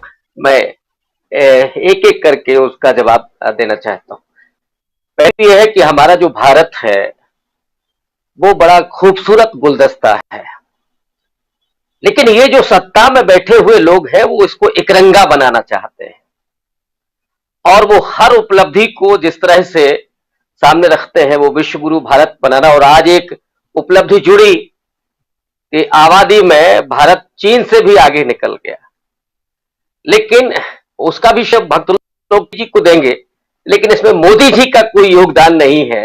हम सब लोगों का जरूर इसमें योगदान है। बहरहाल, तो जो खूबसूरत हमारा गुलदस्ता है, ये देश वैविध्यपूर्ण, और उसमें रंगों के अपने मायने हैं। और राहुल गांधी की अगर आप राजनीति देखें तो वो सादगी के साथ देश के प्रति जिस प्रेम को और ऐसी ताकतों के खिलाफ लड़ने के प्रति जो अपना माद्दा दिखाते हैं, उसके प्रति हम लोग बराबर उनकी सराहना। जब वो भारत जोड़ो यात्रा में थे तो वो सफेद टी शर्ट पहन करके निकले। वो सफेद शांति का प्रतीक, इस देश में सौहार्द बढ़ाने का प्रतीक। लेकिन आज जब वो दिल्ली में नीली टी शर्ट पहन करके आए हैं तो नीला यानी समता का प्रतीक, ये बाबा साहब का रंग है, सामाजिक न्याय का प्रतीक। और मैं बाबा साहब को और स्पष्ट शब्दों में कहूं तो समता, न्याय और बंधुत्व, और बंधुत्व पर मैं जोर दूंगा, बाबा साहब ने भी जोर दिया था। वो चाहते थे कि इस देश में धर्म और जाति के बीच का भेदभाव खत्म हो और आपस में भाईचारा मजबूत हो। दुर्भाग्य से हम जहां पर आज खड़े हैं वहां भाईचारा टूटा है आजादी के बाद। राहुल गांधी फिर से वही संदेश देना चाहते हैं, उस समता का, न्याय का और बंधुत्व का। ये रंग आज अंबेडकरवादी क्रांति का प्रतीक हो गया है, और इसलिए हो गया है कि जो सामंती और पुरोहितवादी ताकतें थी वो फिर से मजबूत हुई हैं। वो जो संकीर्णताएं थी, वो जो विद्रूपताएं थी भारतीय समाज की, उनको बढ़ाने वाले लोग आज खुले में ऐलान कर रहे हैं। इसलिए राहुल गांधी का नीली टी शर्ट को पहनना अपने आप में एक बड़ा मैसेज है, एक पॉलिटिकल मैसेज है। लेकिन जो वो बात नारे की, जहां गांधी आते हैं और आपने लोहिया को कोट किया, आपने कांशीराम साहब को कोट किया, राहुल गांधी ये कोई पहली बार बात नहीं कर रहे। मुझे याद है पिछले साल तेलंगाना के कोथुर में भी उन्होंने आवाजावट की बात की थी कि हमें उस संरचना को समझना पड़ेगा कि भारत की डाइवर्सिटी क्या है। और अब वो जिस बात पर पहुंचे हैं कि आबादी के हिसाब से न्याय होना चाहिए। जो समाज पीछे छूट गया है उसको एफर्मेटिव एक्शन के जरिए, उसको आरक्षण के जरिए हम इस देश के विकास की प्रक्रिया में आगे लेकर के आए और उसकी भागीदारी सुनिश्चित करें। यह राहुल गांधी मैसेज दे रहे हैं। लेकिन वो जो सत्ताधारी ताकतें हैं वो इस देश में असमानता को बढ़ा रहे। उन्होंने एक तरफ तो वो अडानी को लेकर के चले थे, वो चाहते थे कि अडानी जब दुनिया के नंबर 1 के अरबपति हो तो मैं सीना ठोक करके बताऊं कि ये है 56 इंची, इसका मतलब ये होता है। और उसके पीछे छिप जाता वो 20 करोड़ लोगों का हुजूम जो एक वक्त की रोटी के लिए तरसते हैं, वो गरीबी रेखा के नीचे खिसक गए हैं, वो हुजूम शायद छिप जाता। लेकिन हिंडनबर्ग की रिपोर्ट ने और राहुल गांधी के सवालों ने वहां पर छेद कर दिया है, वो हवा निकल गई है दुनिया का नंबर 1 अरबपति होने का। तो ये जो अब की जो पॉलिटिक्स है, जहां जातीय जनगणना की मांग कर रहे हैं राहुल गांधी, और उन्होंने जो ओबीसी की पॉलिटिक्स को, जो सामाजिक न्याय की राजनीति, और ये सिर्फ ओबीसी की पॉलिटिक्स नहीं है, उनके राष्ट्रीय अध्यक्ष दलित समुदाय से आते हैं, कांग्रेस पार्टी के 3 मुख्यमंत्रियों में से 2 ओबीसी समाज से आते हैं।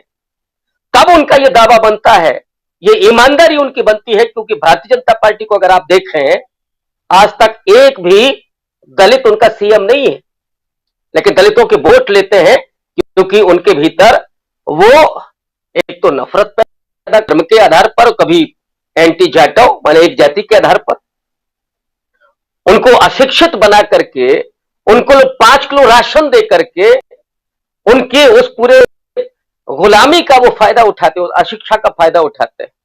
लेकिन राहुल गांधी जब सामाजिक न्याय की बात कर रहे हैं, संवैधानिक उस व्यवस्था की बात कर रहे हैं, तो उसका मतलब है कि ये जो पीछे छूट गया समाज है उसका भौतिक विकास हो, वो भी उच्च शिक्षा में पहुंचे, वो भी नौकरियों में हो। और उन्होंने तो, उनकी पार्टी ने रायपुर के अधिवेशन में हाई कोर्ट और सुप्रीम कोर्ट में भी डाइवर्सिटी की बात की, निजी क्षेत्र में आरक्षण की बात किया है। और अगर आप हाई कोर्ट्स का देखिएगा तो मुझे याद आता है कि आर नारायणन ने अटल बिहारी वाजपेयी को एक नोटिंग करके भेजा था बाकायदा कि डाइवर्सिटी हमारे उच्च न्यायालयों में होनी चाहिए, लेकिन अटल बिहारी वाजपेयी ने उसको उठाकर फेंक दिया। और उन्हीं के आने वाली पीढ़ी अब वो सत्ता में है, तो क्या वो ऐसा कभी सोचेंगे, कभी वो ऐसा करेंगे? लेकिन कांग्रेस पार्टी ने उसका वादा किया। ईडब्ल्यूएस को, जो दलित पिछड़ा आदिवासी है, वो गरीबों को भी होना चाहिए, वो भी कांग्रेस पार्टी ने वादा किया। उसने वादा किया कि जो प्राइवेट सेक्टर है उसमें भी आरक्षण होना चाहिए। ये टोटलिटी में जो सामाजिक न्याय है वो बहुत व्यापक स्तर पर कांग्रेस पार्टी रख रही है, और इसलिए रख रही है कि जो हिंदुत्व का हमला है वो केवल नफरत पैदा करना और उनके जो भौतिक सुख सुविधाएं हैं उनको छीन करके उन्हें केवल सांप्रदायिकता उनके मन में भरना, या एक धार्मिक प्रतीक उनके केवल हाथ में पकड़ा देना, केवल भारतीय जनता पार्टी की राजनीति है। भौतिक आपकी उन्नति नहीं हो सकती, आप पढ़ लिख करके आप सशक्तिकरण नहीं हो सकते हैं, आपकी व्यक्तिगत आपकी कोई पहचान नहीं हो सकती है, आपकी पहचान को डाइल्यूट कर दिया जाता है धर्म के नाम पर। तो इसलिए राहुल गांधी का ये कहना, ये रंग, जिसको मैं फिर से कहूंगा कि ये समता का प्रतीक है, ये अंबेडकरवादी क्रांति का प्रतीक है, माने समता, न्याय और बंधु का प्रतीक है। राहुल गांधी जो मैसेजिंग कर रहे हैं वो आने वाले भविष्य के लिए मुझे लगता है कि ये बेहतर, वो जो गुलदस्ता है खूबसूरत इस देश का, उसको बनाने में राहुल गांधी कामयाब होंगे। फिलहाल यही। बिल्कुल बिल्कुल रविकांत जी, बहुत सटीक टिप्पणी आप कर रहे थे, और राहुल गांधी किस दिशा में बहुत धीरे धीरे लेकिन बहुत ही पॉइंटेड राजनीति करते हुए यहाँ दिखाई दे रहे हैं। आप देखिए, अगर गौर से आप देखना चाहेंगे तो आपको समझ में आएगा। सबसे बड़ी बात कि कांग्रेस पार्टी ने अपने अध्यक्ष का चुनाव जब करना था तो किसको वो लेकर के आए? एक दलित नेता हैं मल्लिकार्जुन खड़गे, और कहा यह जा रहा है कि शायद जब बात प्रधानमंत्री की आएगी तो राहुल गांधी, जैसे सोनिया गांधी ने मनमोहन सिंह का नाम आगे किया था, तो शायद हम लोगों को ये भी देखने को मिले कि मल्लिकार्जुन खड़गे का साहब का नाम सामने आए। लेकिन अभी बहुत दूर की बात है, वो 2024 मई जून की बात मैं कर रहा हूँ, मई की बात कर रहा हूँ, जून भी नहीं, मई की बात कर रहा हूँ, 2024 मई। और अभी हम 2023 के अप्रैल महीने की आज 19 तारीख को ये चर्चा कर रहे हैं। साल भर बाद इस पर चर्चा करेंगे और शायद इस क्लिप को दोबारा हम आपके सामने पेश करेंगे कि उस समय हमने चर्चा ये की थी। लेकिन दूसरी सबसे महत्वपूर्ण बात यह है कि राहुल गांधी ओबीसी समुदाय की बात भी कर रहे हैं, समाजवाद की बात भी कर रहे हैं। राहुल गांधी के ऊपर हिंडनबर्ग की रिपोर्ट आती है, बीबीसी की रिपोर्ट आती है, डॉक्यूमेंट्री, ये राहुल गांधी के ऊपर नहीं, ये मोदी जी के ऊपर है, अडानी के ऊपर है, ये संबंधों की बात आती है। इन सब को लेते हुए राहुल जिस प्रकार धीरे धीरे आगे बढ़ते हैं, एक लगता है क्या प्रोफेसर अखिल स्वामी जी, आप अर्थशास्त्र के ही नहीं बल्कि आप मैनेजमेंट के गुरु भी हैं, उस हिसाब से भी आपसे समझना चाहता हूं कि तमाम एनालिसिस यहां पर राहुल गांधी की टीम अब कर रही है कि एक एक कदम बहुत नाप तौल करके आगे बढ़ाए जा रहे हैं। एक एक अगर देखा जाए, बहुत गौर से देखिए तो एक एक कदम पर, कि कल को किसी ने सोचा नहीं था कि राहुल गांधी शाम को पहुंचेंगे। और बहुत सही कह रहे थे संजय कुमार सिंह जी, किसी दिल्ली में हर दिन सैकड़ों इफ्तार पार्टियां होती थीं, और किसमें जाएं पत्रकार, किसमें न जाएं, बुलाए जाते थे, हम आप जैसे तमाम लोग बुलाए जाते थे, किसमें जाएं किसमें न जाएं शाम को। लेकिन अब स्थिति यह हो गई कि इफ्तार पार्टी, और इफ्तार पार्टी अगर है तो उसमें तुम गए थे इस तरह की, लेकिन उसमें शाम के वक्त राहुल गांधी का जाना मायने रखता है। यह भी सोची समझी रणनीति के तहत हुआ होगा। ऐसा नहीं कि चलो जी घूमने निकलते हैं, आज कुछ खरीद के आते हैं या छोले चाट खा के आते हैं, कुछ ना कुछ स्ट्रेटेजी तो रही होगी। उसी स्ट्रेटेजी को आपके जरिए समझना चाहता हूं कि ये राजनीति में जो स्ट्रेटेजी है कितना मायने ये रखती है, और साथ में यहां राहुल गांधी की स्ट्रेटेजी को आप कहां पाते हैं? देखिए राजीव जी, वास्तविकता में अगर आप देखें इतिहास की पुनरावृत्ति हो रही है। देखिए जो रामायण काल में हुआ, रामायण काल में क्या हुआ कि एक तरफ थे मर्यादा पुरुषोत्तम और दूसरी तरफ था अधर्म। वही महाभारत काल में हुआ, एक तरफ था धर्म और दूसरी तरफ था अधर्म। बीजेपी ने जो गलती की, मेरे ख्याल से सत्ता पक्ष ने जो गलती की पिछले 9 साल के अंदर, उन्होंने अधर्म का एक राज्य स्थापित कर दिया, जिसके अंदर उन्होंने कहा कि धार्मिक विद्वेष और सामाजिक विद्वेष उनका लक्ष्य था। अब ये एक नैरेटिव बन गया, नैरेटिव में जनता बह गई और जनता को लगा कि यही नैरेटिव देश के हित में है।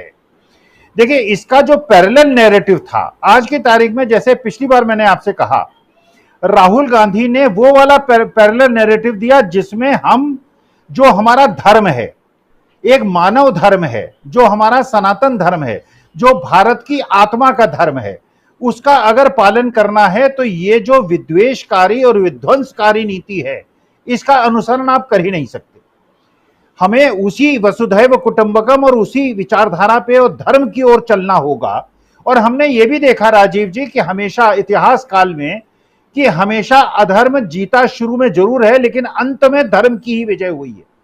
तो आज की तारीख में एक पैरेलल नैरेटिव है जिसमें एक बड़ा नेता जिसकी 3 पुश्तें प्रधानमंत्री रही हैं, वो जनता के साथ घुल मिल सकता है। मैं चैलेंज करता हूं, जैसे पहली बार मैंने चैलेंज किया था कि कोई व्यक्ति किसी भी पार्टी का 4000 किलोमीटर पैदल चले और लाखों की जनता को अपने साथ समेट ले।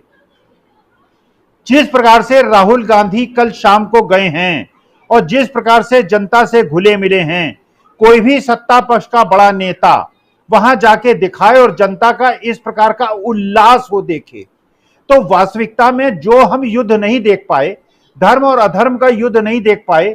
देखिए ये राजीव जी लड़ाई है गोडसे और गांधी की। या तो गांधी का सिद्धांत चलेगा या गोडसे का सिद्धांत चलेगा। गोडसे का सिद्धांत चला, 9 साल चला, लेकिन अब ये पैरेलल नैरेटिव आ गया और जनता को जो लगा, जो महात्मा गांधी की मूल आत्मा थी, जो भारत की मूल आत्मा थी, वो एक समान थी। बाबा साहब भीमराव अंबेडकर की, डॉक्टर राम मनोहर लोहिया की, गांधी की, पंडित जवाहरलाल नेहरू की जो भावना थी वो भारत की मूल भावना थी, वही हमारी सनातन भावना थी। तो जनता जो है वो गांधी की तरफ लौट रही है। गांधी जी के खिलाफ जिस प्रकार का प्रपंच किया गया, जिस प्रकार से उनका चरित्र हरण किया गया, पंडित जवाहरलाल नेहरू का चरित्र हरण किया गया और एक फेक आइडल खड़े कर दिए देश के सामने जैसे वही असली देश के नेता थे। जनता उधर लौट रही है, जनता प्यार की तरफ लौट रही है, भगवान राम की तरफ लौट रही है, कृष्ण की तरफ लौट रही है, गांधी की तरफ लौट रही है। और कंस, कौरव, रावण और गोडसे की तरफ अब जनता ने मेरे ख्याल से निर्णय ले लिया है, जो कर्नाटका से जिसकी शुरुआत हो गई है, हिमाचल प्रदेश से शुरुआत हो गई है, कि हमको अपने गांधी युग में ही वापस आना पड़ेगा। गांधी, बुद्ध और महावीर के ही युग में भारत को वापस लाना होगा और जनता मेरे ख्याल से इसके लिए राजीव जी तैयार हो गई। जनता तैयार हो गई, लेकिन बहुत बड़ी बात यहां आप कह रहे थे कि लड़ाई जो है ये गांधी और गोडसे की है। जरा इसको आगे बढ़ाना चाहूँगा प्रशांत टंडन जी, क्या मूल जो भावना है इस राजनीति की, बहुत लंबा वक्त बीत चुका है, गांधी जी को चश्मे के अंदर स्वच्छ भारत में, एक चश्मे में, एक फ्रेम में आप देखिए स्वच्छ, दूसरे में भारत, वहाँ टांग दिया गया। साथ साथ पटेल साहब को हम देख रहे हैं कि बहुत ऊंचे कद की मूर्ति में उन्हें विराजमान कर दिया गया, बहुत अच्छी बात है। लेकिन उसके साथ देखिए तो गोडसे का कद बढ़ाने की कोशिश हुई और राहुल गांधी जो राजनीति कर रहे हैं वो कई लोग बोलते हैं कि ये इतना साफ गोई की राजनीति अब कहाँ चलती है। तो क्या सचमुच ये माना जाए कि अब इस देश में जो राजनीति है वो गांधी और गोडसे की राजनीति है? उस राह पर लौटती हुई कांग्रेस दिखाई दे रही है। एक अलग पिछले 10-11 साल से जो हम इस देश में राजनीति देख रहे थे, 10-11 नहीं बल्कि अब कहें कि 2010 2011 से वो राजनीति, 2010-11 की बात कर रहा हूँ, मतलब 12-13, जब इंडिया अगेंस्ट करप्शन हिंदुस्तान में उसका नारा बुलंद हुआ, फिर आम आदमी पार्टी का उदय होता है, अन्ना हजारे का आंदोलन होता है, मोदी जी का उदय होता है, देश की राजनीति में एक प्रधानमंत्री के पद पर वो विराजमान होते हैं, वहाँ से लेकर 2023 तक, ये लगभग 13 साल। और इसमें कहीं ना कहीं गांधी पीछे धकेलते हुए दिखाई दे रहे हैं, पीछे जाते हुए दिखाई दे रहे हैं, गोडसे आगे बढ़ता हुआ दिखाई दे रहा है। गोडसे की जय जयकार करने वाली एक नेत्री जो हैं वो सांसद बन जाती हैं भोपाल से, ये सब भी देख रहे हैं। लेकिन अब वहीं पर पिछले 7 सितंबर 2022 से एक नई राजनीति का उदय होता है, जिसमें राहुल गांधी पैदल निकलते हैं इस देश की यात्रा पर, पद यात्रा पर, भारत जोड़ो यात्रा पर। जो यहां प्रोफेसर अखिल स्वामी जी कह रहे हैं, बहुत रिमार्केबल बात, कि ये लड़ाई गांधी बनाम गोडसे की है, कैसे देखते हैं आप? जी देखिए राजीव जी, गोडसे तो समाज के इतिहास के हाशिए में भी उसको जगह नहीं मिलेगी, गांधी से कोई तुलना नहीं है उसकी, और वो अपराधी है और उसके ऊपर मुकदमा चला है, और वो गांधी की तुलना या गांधी के दर्शन की तुलना अगर करनी है तो मार्टिन लूथर किंग से करें, बुद्ध से करें, और लोगों से करें, डॉक्टर अंबेडकर से करें, वहाँ तो समझ में आता है हमको।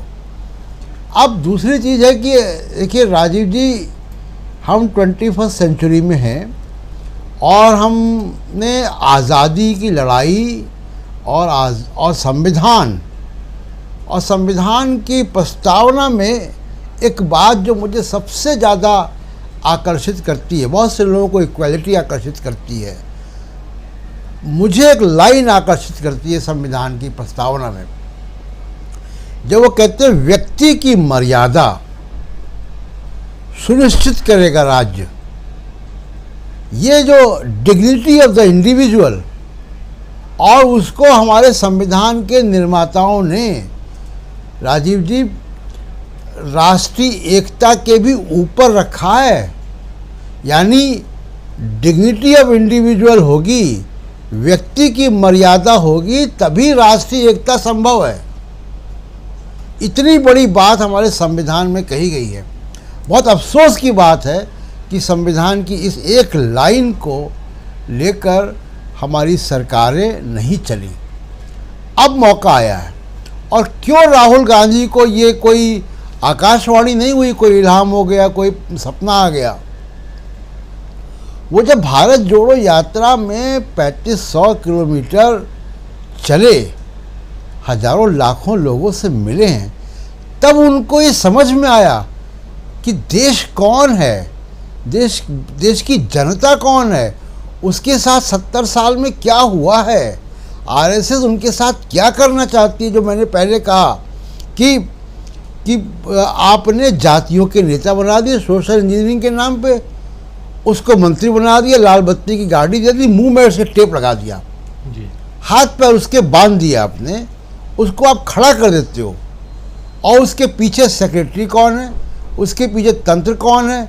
वो सारे वो लोग हैं जो हजारों साल से वर्चस्ववादी या वर्चस्व के समाज का हिस्सा या उसके झंडा बरदार रहे हैं। तो बदला नहीं कुछ। आज़ादी जिसलिए लड़ी, केवल आज़ादी का मकसद अंग्रेज को यहाँ से भगा देना नहीं था। आज़ादी का मकसद हमारे अपने लोगों का शासन था।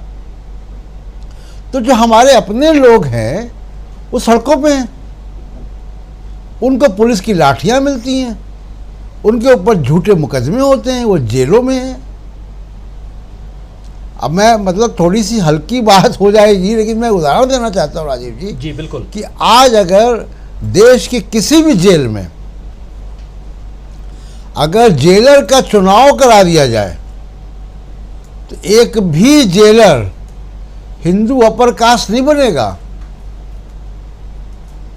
सारे जेलर या तो मुसलमान बनेंगे या दलित, आदिवासी या ओबीसी समाज के बनेंगे। इतने लोग तो हमारे यहाँ जेलों में हैं। इनके ये देश है, राहुल गांधी को समझ में आया। अब दूसरी मैं पॉलिटिकल बात करता हूँ राजीव जी। पॉलिटिकल बात यह है कि इस देश में कुछ बहुत बड़ी घटनाएं हुई और उन घटनाओं ने आगे आने वाले 3-4 चुनावों को प्रभावित किया। इमरजेंसी, 84 के दंगे या उसके पहले हरमिंदर साहब पे सेना का जाना, बाबरी मस्जिद का गिरना, मंडल कमीशन, ये कुछ ऐसी घटनाएं हुई जिन्होंने कई दशकों तक राजनीति को प्रभावित किया है। मंडल कमीशन ने तो यहाँ तक किया कि 25 साल तक बीजेपी का सरकार उत्तर प्रदेश में नहीं बन पाई और बिहार में तो आज तक नहीं बन पाए। बीजेपी की सरकार जब से बीजेपी पैदा हुई तब से नहीं बन पाई। मुझे लगता है कि अगर भारत के लोगों को ये बात समझ में आ जाए कि ये जाति जनगणना का मतलब क्या है और इसके प्रभाव क्या होंगे, तो ये जितनी घटनाएं मैंने बताई जिन्होंने राजनीति को प्रभावित किया, ये उनसे बड़ी घटना है। ये राजनीतिक सुनामी है और इसलिए आप देखिए कि वो उसको आरएसएस और बीजेपी को समझ में आ गया। ये सांस रोक कर बैठे हुए हैं, एक जवाब नहीं, एक शब्द नहीं निकल रहा है और ये एक बड़ी घटना होगी और जिसका बिहार में, जैसे मैंने कल चर्चा की थी, बिहार में जुलाई में रिपोर्ट आ सकती है। बिहार में जाति जनगणना हो रही है और वो जनगणना के रिजल्ट जुलाई में आ सकते हैं। सेकंड चरण की जनगणना चल रही है, एक चरण की हो चुकी है। अगर वो जुलाई में आ गए तो एक छोटी तस्वीर बिहार के समाज की मिल जाएगी और ये तस्वीर साफ हो जाएगी कि जो बात आप कह रहे, जो काशी राम का नारा था कि जिसकी जितनी संख्या भारी उतनी उसकी भागीदारी या हिस्सेदारी, तो ये संख्या किसकी कितनी है कम से कम बिहार में तो मालूम पड़ जाएगा और बिहार में जो तस्वीर होगी कमोबेश वही उत्तर प्रदेश की होगी, वही मध्य प्रदेश की होगी, वही राजस्थान की होगी।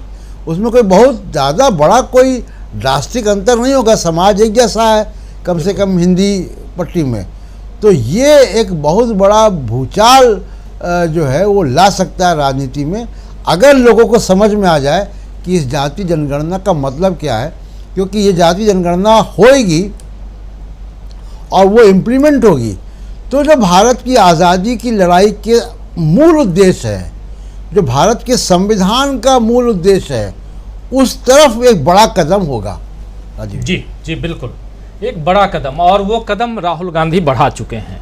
और इसीलिए ये संजय जी, क्या राहुल गांधी को ये बात समझ में आ गई कि ये ओबीसी जो कर रहे हैं, क्या ओबीसी ही मूल तत्व है जहां पहुंच करके और इनकी राजनीति को मात दे सकते हैं। और इसकी शुरुआत उन्होंने क्या एक सोची समझी रणनीति के तहत ये किया होगा राहुल गांधी ने। उसी कोलार में जाते हैं जिस कोलार से राहुल गांधी जो भाषण देते हैं, सजा होती है और उसके बाद वहीं से ओबीसी का मुद्दा उनके खिलाफ चस्पा किया जाता है। लेकिन वहीं से देखिए, मतलब पूरा का पूरा कोलार और वहां ओबीसी, ये दोनों चीजें घूमती हुई दिखाई देती हैं और इनके बीच में सेंटर पॉइंट में राहुल गांधी हैं और कांग्रेस की राजनीति है।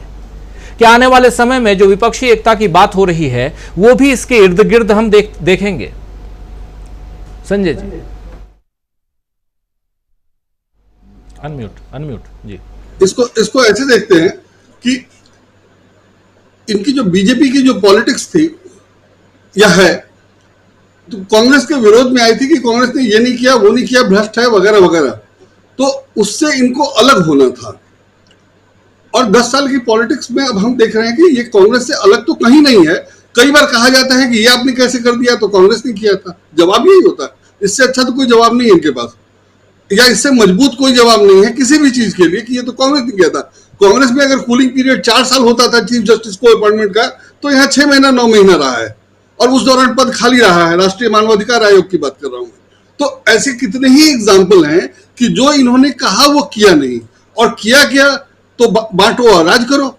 मैंने पहले हिंदू मुसलमान था और हिंदू मुसलमान से बात नहीं बनी, या जहां जरूरत पड़ी तो वहां ये दलित वलित सब करने लगे। तो इन लोगों ने राहुल गांधी को एक तरह से एक दीवार के कोने में ढकेल दिया था। राहुल गांधी के पास कोई ऑप्शन ही नहीं था। मैं वैसे कह सकता हूं कि आप जब वो सिर्फ जाति जाति जाति करेंगे तो सामने वाला क्या करेगा? लगाओ जाति पे बात करते हैं, जाति पे ही कई तरह से बात है, किसी भी विषय पे कई बात की जा सकती है। अगर हिंदू मुसलमान पे ही बात करना है किसी पे, और बीजेपी में ये कॉम्पिटेंसी नहीं है कि किसी भी विषय पे वो अपनी बात को ठीक से कन्विंस करा दे सामने वाले को। वहां सिर्फ डंडा चलता है या जबरदस्ती चलती है या किसी को एक तरफा आदेश चलता है मन की बात कि ये होना है और हम किसी की सुनेंगे नहीं। तो वहां बीजेपी में ये कॉम्पिटेंसी नहीं है कि किसी पे बैठ के बात करे।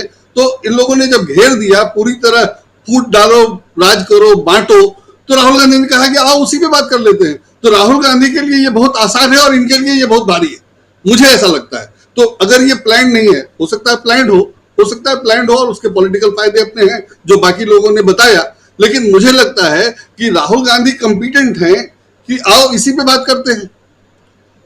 अभी तक बीजेपी क्या कर रही थी? बीजेपी ये प्रचार कर रही थी कि हिंदू आतंकवादी नहीं होता है, आतंकवादी सिर्फ मुस्लिम है। लेकिन हिंदू आतंकवाद तो दिख रहा है। अभी भोपाल की बात आई तो भोपाल से सांसद बना दिया गया उनको और उन पे हिंदुत्व के आतंकवाद का आरोप है। मैंने वो अपने राजनाथ सिंह ने कहा था कि भाजपा में इस्तीफे नहीं होते। ठीक है, इस्तीफे नहीं होते, लेकिन जिसका इस्तीफा होना चाहिए उसको पद पे भी तो नहीं बैठाया जाना चाहिए। तो अगर इन पे आरोप था आतंकवाद का तो इनको टिकट नहीं देना चाहिए था, इनको सांसद नहीं बनाना चाहिए था, बना दिया गया। तो आप इस और कई सारे मामले हैं, मतलब वो समझौता एक्सप्रेस वाले ब्लास्ट का भी मामला है, उसमें सीबीआई कोर्ट के फैसले की बात है, उसको हायर कोर्ट में चैलेंज करने की बात है। तो कई तरह से जो हिंदू के आतंकवाद का मामला है वो तो है, और अब अतीक वाले मामले में तो प्रूव हो गया कि ये सब करवाया जाता है। तो बीजेपी जो है एक अच्छा समाज बनाने के लिए काम नहीं कर रही है, और पॉलिटिकली जो इनकम्पिटेंट है वो तो अपनी जगह है ही है। जो पावर में रह के जो अच्छा काम करना चाहिए उसने नहीं किया और बातें बड़ी बड़ी की। तो अगर गुस्से में भी कोई कहे कि हाँ आओ इसी पे बात कर लेते हैं, तो अगर राहुल गांधी ने वैसा भी कहा हो तो कोई बड़ी बात नहीं है। और मुझे लगता है कि राहुल गांधी उस पर भी उनको पटकन ही दे सकते हैं। जहां तक बीजेपी की पॉलिटिक्स और कॉम्पिटेंसी की बात है, इतनी बेशरम और इतनी खराब है कि आज के अखबारों में खबर छपी है कि मुख्यमंत्री ने कहा कि उत्तर प्रदेश में अब आतंकवादियों की हिम्मत नहीं है कि वो कोई एक्शन करे। क्या जरूरत है आतंकवादी को हिम्मत करने की? जो 18-24 साल का लड़का कर ले रहा है तो आतंकवादी की जरूरत क्या है? आप आतंकवादी का मतलब अगर सिर्फ मुसलमान नहीं रखते हैं तो बाकी पब्लिक को क्या फर्क पड़ता है कि जो काम 18 साल का या 23 साल का लड़का कर ले रहा है वो कोई 50 साल का या बहुत पुराना अनुभवी या बहुत बड़ा क्रिमिनल करता है? पुलिस की हिरासत में 3 लड़के आकर के मार जाते हैं, 23, 24, 25, 30 साल के लड़के, और आप कह रहे हैं कि आतंकवादी अपना काम नहीं कर सकते हैं। तो क्या करेंगे? उनको करने की जरूरत क्या है? और वो नहीं कर रहे हैं तो ये कर रहे हैं। लेकिन आप क्लेम ऐसा कर रहे हैं जैसे कि बहुत बड़ा काम कर दिया है। जो काम किया है वो सबके सामने है, वो सबको दिखाई दे रहा है, लेकिन आप ऐसे दावे कर रहे हैं।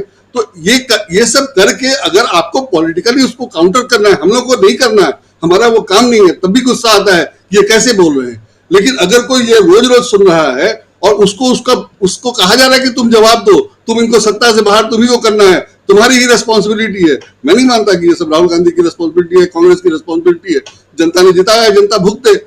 लेकिन अगर राहुल गांधी को लग रहा है कि ये मेरी रिस्पॉन्सिबिलिटी है, या अगर लग रहा है कि मैं इनको हटा सकता हूं और वो काम कर रहे हैं, तो ये बेयर मिनिमम था। इतना तो कोई भी कहता कि हाँ आओ इसी पे बात कर लेते, और ये इस लायक उस पर भी बात कर सके और उसमें भी कन्विंस कर रहे हैं कि हाँ हम ठीक कर रहे थे और इस पे ऐसे बात हो सकती है, ऐसे काम हो सकता है, या इसलिए ये जरूरी है। आपने 10 साल कुछ नहीं किया और अब बात कर रहे हैं कि आपने उसको अपमानित कर दिया तो क्या कर दिया था? अपमानित क्या किया था, कैसे किया था, वो तो सब पब्लिक सबको पता ही है। कुछ नहीं हुआ था और जबरदस्ती का मामला बनाया गया है, और उस राहुल गांधी के खिलाफ जबरदस्ती का मामला बनाया गया है जिसको कहते थे कि करप्ट है, पूरी पार्टी करप्ट है, सोनिया गांधी के पास सबसे ज्यादा पैसा है, वगैरह वगैरह। और आपको जब उनको सदस्यता से हटाने के लिए एक मामले की जरूरत पड़ी तो नेशनल हेराल्ड काम नहीं आया, तो एक नया मामला ढूंढना पड़ा जो कर्नाटक का था, गुजरात में अप्रूव हुआ। तो ये कहना कि राहुल गांधी के खिलाफ आरोप है, राहुल गांधी बेल पे है, वगैरह वगैरह, ये सब सिर्फ प्रचार है फालतू का, जिसमें कोई दम नहीं है। और वैसे मामले उनके बना के उनके खिलाफ बनाए गए, उनकी छवि खराब की गई है। और अगर राहुल गांधी का ये रिटेलिएशन हो तो मुझे बहुत नॉर्मल लगता है और कुछ बहुत ज्यादा नहीं है। प्लान तो और बढ़िया आएगा अभी, अगर प्लान होगा तो और बढ़िया होगा और मारक होगा, ये होना चाहिए। मुझे तो लगता है ये बहुत कॉमन है, बहुत ही साधारण है राजीव जी। प्लान अगर होगा तो और बढ़िया होगा, प्लान अगर होगा तो पुलवामा भी आएगा बीच में, ये भी बात है कि फिर पुलवामा की चर्चा भी होगी, उसकी काट होनी है। पुलवामा 1 और पुलवामा 2 की भी चर्चा होगी। संजय जी की आवाज थोड़ा बढ़ाइए। अनपढ़ प्रधानमंत्री वाला मामला तो है ही है, वो भी है अभी।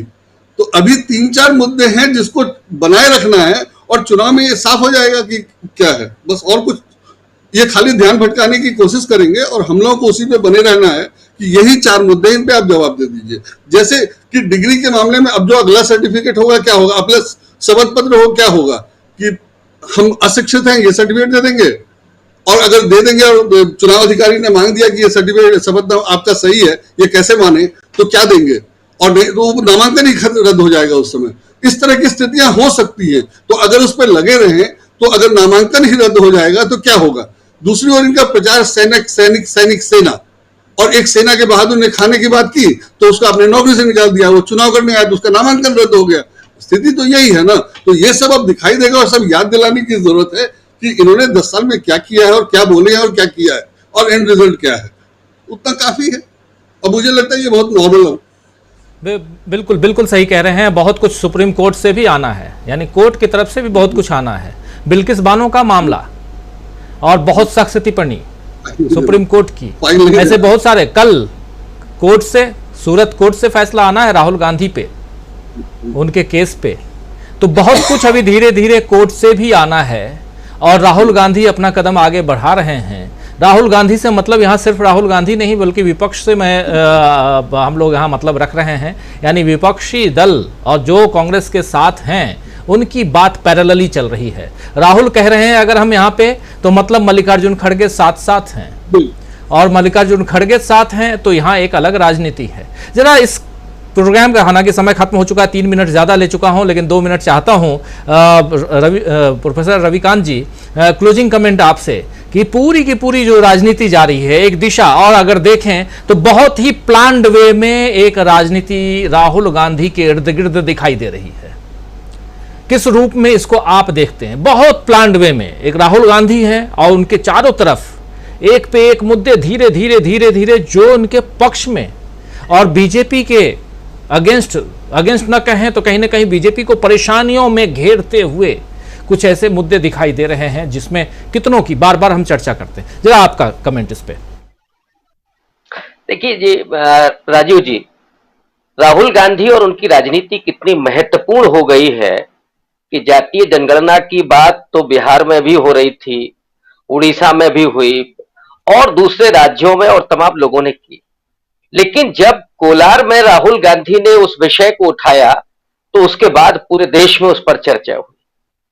तो इसका मतलब है कि जो विपक्ष की जो राजनीति है समूची, वो राहुल गांधी के इर्द गिर्द अब सिमट चुकी है और वो केंद्रीय धुरी बन करके उभरे हैं। दूसरी बात, राहुल गांधी जो मैसेज दे रहे हैं उसके अपने मायने हैं और वो बहुत बुनियाद को मजबूत बना रहे हैं। जैसे चाहे वो टी शर्ट का मामला हो या वो लंबी भारत जोड़ो यात्रा हो और वो पुलवामा पे सवाल हो या अडानी पर सवाल हो, उसके पहले चीन को लेकर के राहुल गांधी जिस तरह से सवाल कर रहे थे। अब ये जो मुद्दे हैं बेरोजगारी के, महंगाई के मुद्दे और उसमें असमानता का मुद्दा, इसको भी राहुल गांधी बार बार उठाते रहे हैं, लेकिन उसको भटकाया गया, कभी धर्म के नाम पर, कभी और दूसरे मुद्दों के नाम पर। राहुल गांधी की जितनी इंपॉर्टेंस बढ़ती जा रही है उतना ही ज्यादा भारतीय जनता पार्टी मुश्किल में पड़ती जा रही है, क्योंकि जहां वो बात आती थी कि नरेंद्र मोदी के सामने कौन, माने पहले तो उनके महामानव के सामने कोई हो ही नहीं सकता, मतलब इतना झूठ और इतना छल और इतना मक्कारी और ये जो बहरूपियापन इतना कौन लेकर के आएगा। वो एक फिल्म थी चाइना गेट जिसमें एक डायलॉग था कि तुम सब कुछ तो ला सकते हो लेकिन ये मक्कारी कहां से लाओगे। तो उस मामले में तो कोई उनका आमने सामने नहीं हो सकता, लेकिन राहुल गांधी जिन सवालों को उठा रहे हैं उन सवालों के जवाब तो देना पड़ेगा। और वो आम जनता में अब वो सवाल जा रहे हैं।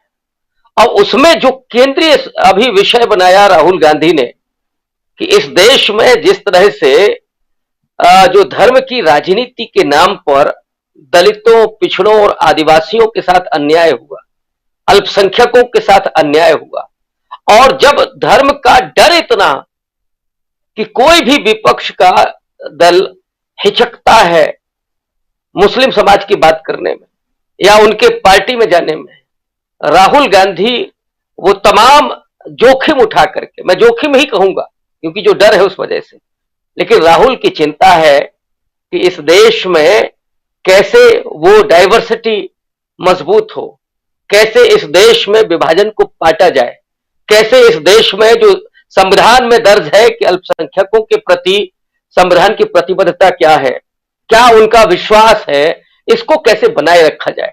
क्योंकि राजीव जी, राष्ट्र कोई ऐसी चीज नहीं है कि जिसको आप अपने हाथ में पकड़ लें या राष्ट्र को ऐसे बना लें। राष्ट्र दरअसल व्यक्तियों से बनता है। अगर उसमें से कोई कड़ी अगर अपने आप को कमजोर पाएगी या अपने को दूर पाएगी, अपने को बेगाना पाएगी, तो राष्ट्र अंततः कमजोर होगा। और राहुल गांधी इस बात को जान रहे हैं, तो चाहे वो अल्पसंख्यक समाज हो या दलितों के साथ जो उत्पीड़न हो रहा है, तो उनको लेकर के बात कर रहे हैं। ओबीसी की चिंताएं तो लगातार, चाहे वो मध्य प्रदेश में रहे हो या और दूसरे जगहों पर जब वो गए तो उन्होंने उसकी बात की। तो एक व्यापक चिंता राष्ट्र निर्माण की, और राष्ट्र निर्माण में इसलिए कह रहा हूं कि बाबा साहब अंबेडकर ने संविधान सभा के अपने आखिरी भाषण में 26 नवंबर 1949 को कहा था कि ये जो देश है वो राष्ट्र नहीं है, राष्ट्र बनने की प्रक्रिया में है। अर्नेस्ट रेनन के शब्दों में राष्ट्र रोजाना का जनमत संग्रह है। तो राहुल गांधी जो रोज मैसेज दे रहे हैं वो दरअसल राष्ट्र के निर्माण के लिए, और उसमें कोई भी हमारा हिस्सा, कोई भी समुदाय पीछे न छूट जाए, वो अपने को कहीं बेगाना ना महसूस करने लगे, इसके प्रति प्रतिबद्धता, वचनबद्धता और ये संकल्प और ये भरोसा लगातार राहुल गांधी दे रहे हैं, भले ही राजनीतिक रूप से उनको पहले नुकसान होता रहा, लेकिन अब ये देश इस बात को समझ चुका है कि राहुल गांधी की प्रतिबद्धता क्या है, उनका संकल्प क्या है, और इसीलिए ये देश फिर से अंगड़ाई ले रहा है।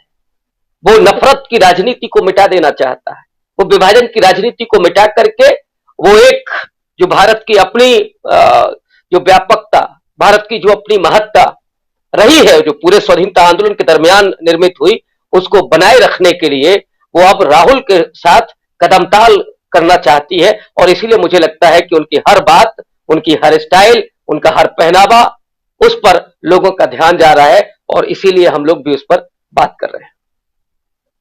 बहुत बहुत शुक्रिया प्रोफेसर रविकांत जी, और आप तमाम साथी प्रोफेसर अखिल स्वामी जी, संजय कुमार सिंह जी, दीपक पाचपोर जी, अमलिंदु उपाध्याय जी, और साथ में यहाँ स्टूडियो में हमारे साथ जुड़े हुए हैं प्रशांत टंडन जी। आप सबको बहुत शुक्रिया। बहुत गंभीर चर्चा, और चर्चा में ये हम जानने समझने की कोशिश कर रहे थे कि आखिर ये ट्रम्प कार्ड है क्या, और राहुल गांधी क्या जो कुछ भी कर रहे हैं या कांग्रेस पार्टी जो चाल चल रही है, क्या वो सोची समझी रणनीति के तहत है या अनायास कुछ से कुछ हो जा रहा है। अनायास राहुल गांधी के ऊपर ओबीसी के खिलाफ बयानबाजी का आरोप बीजेपी लगाती है, लेकिन उसी ओबीसी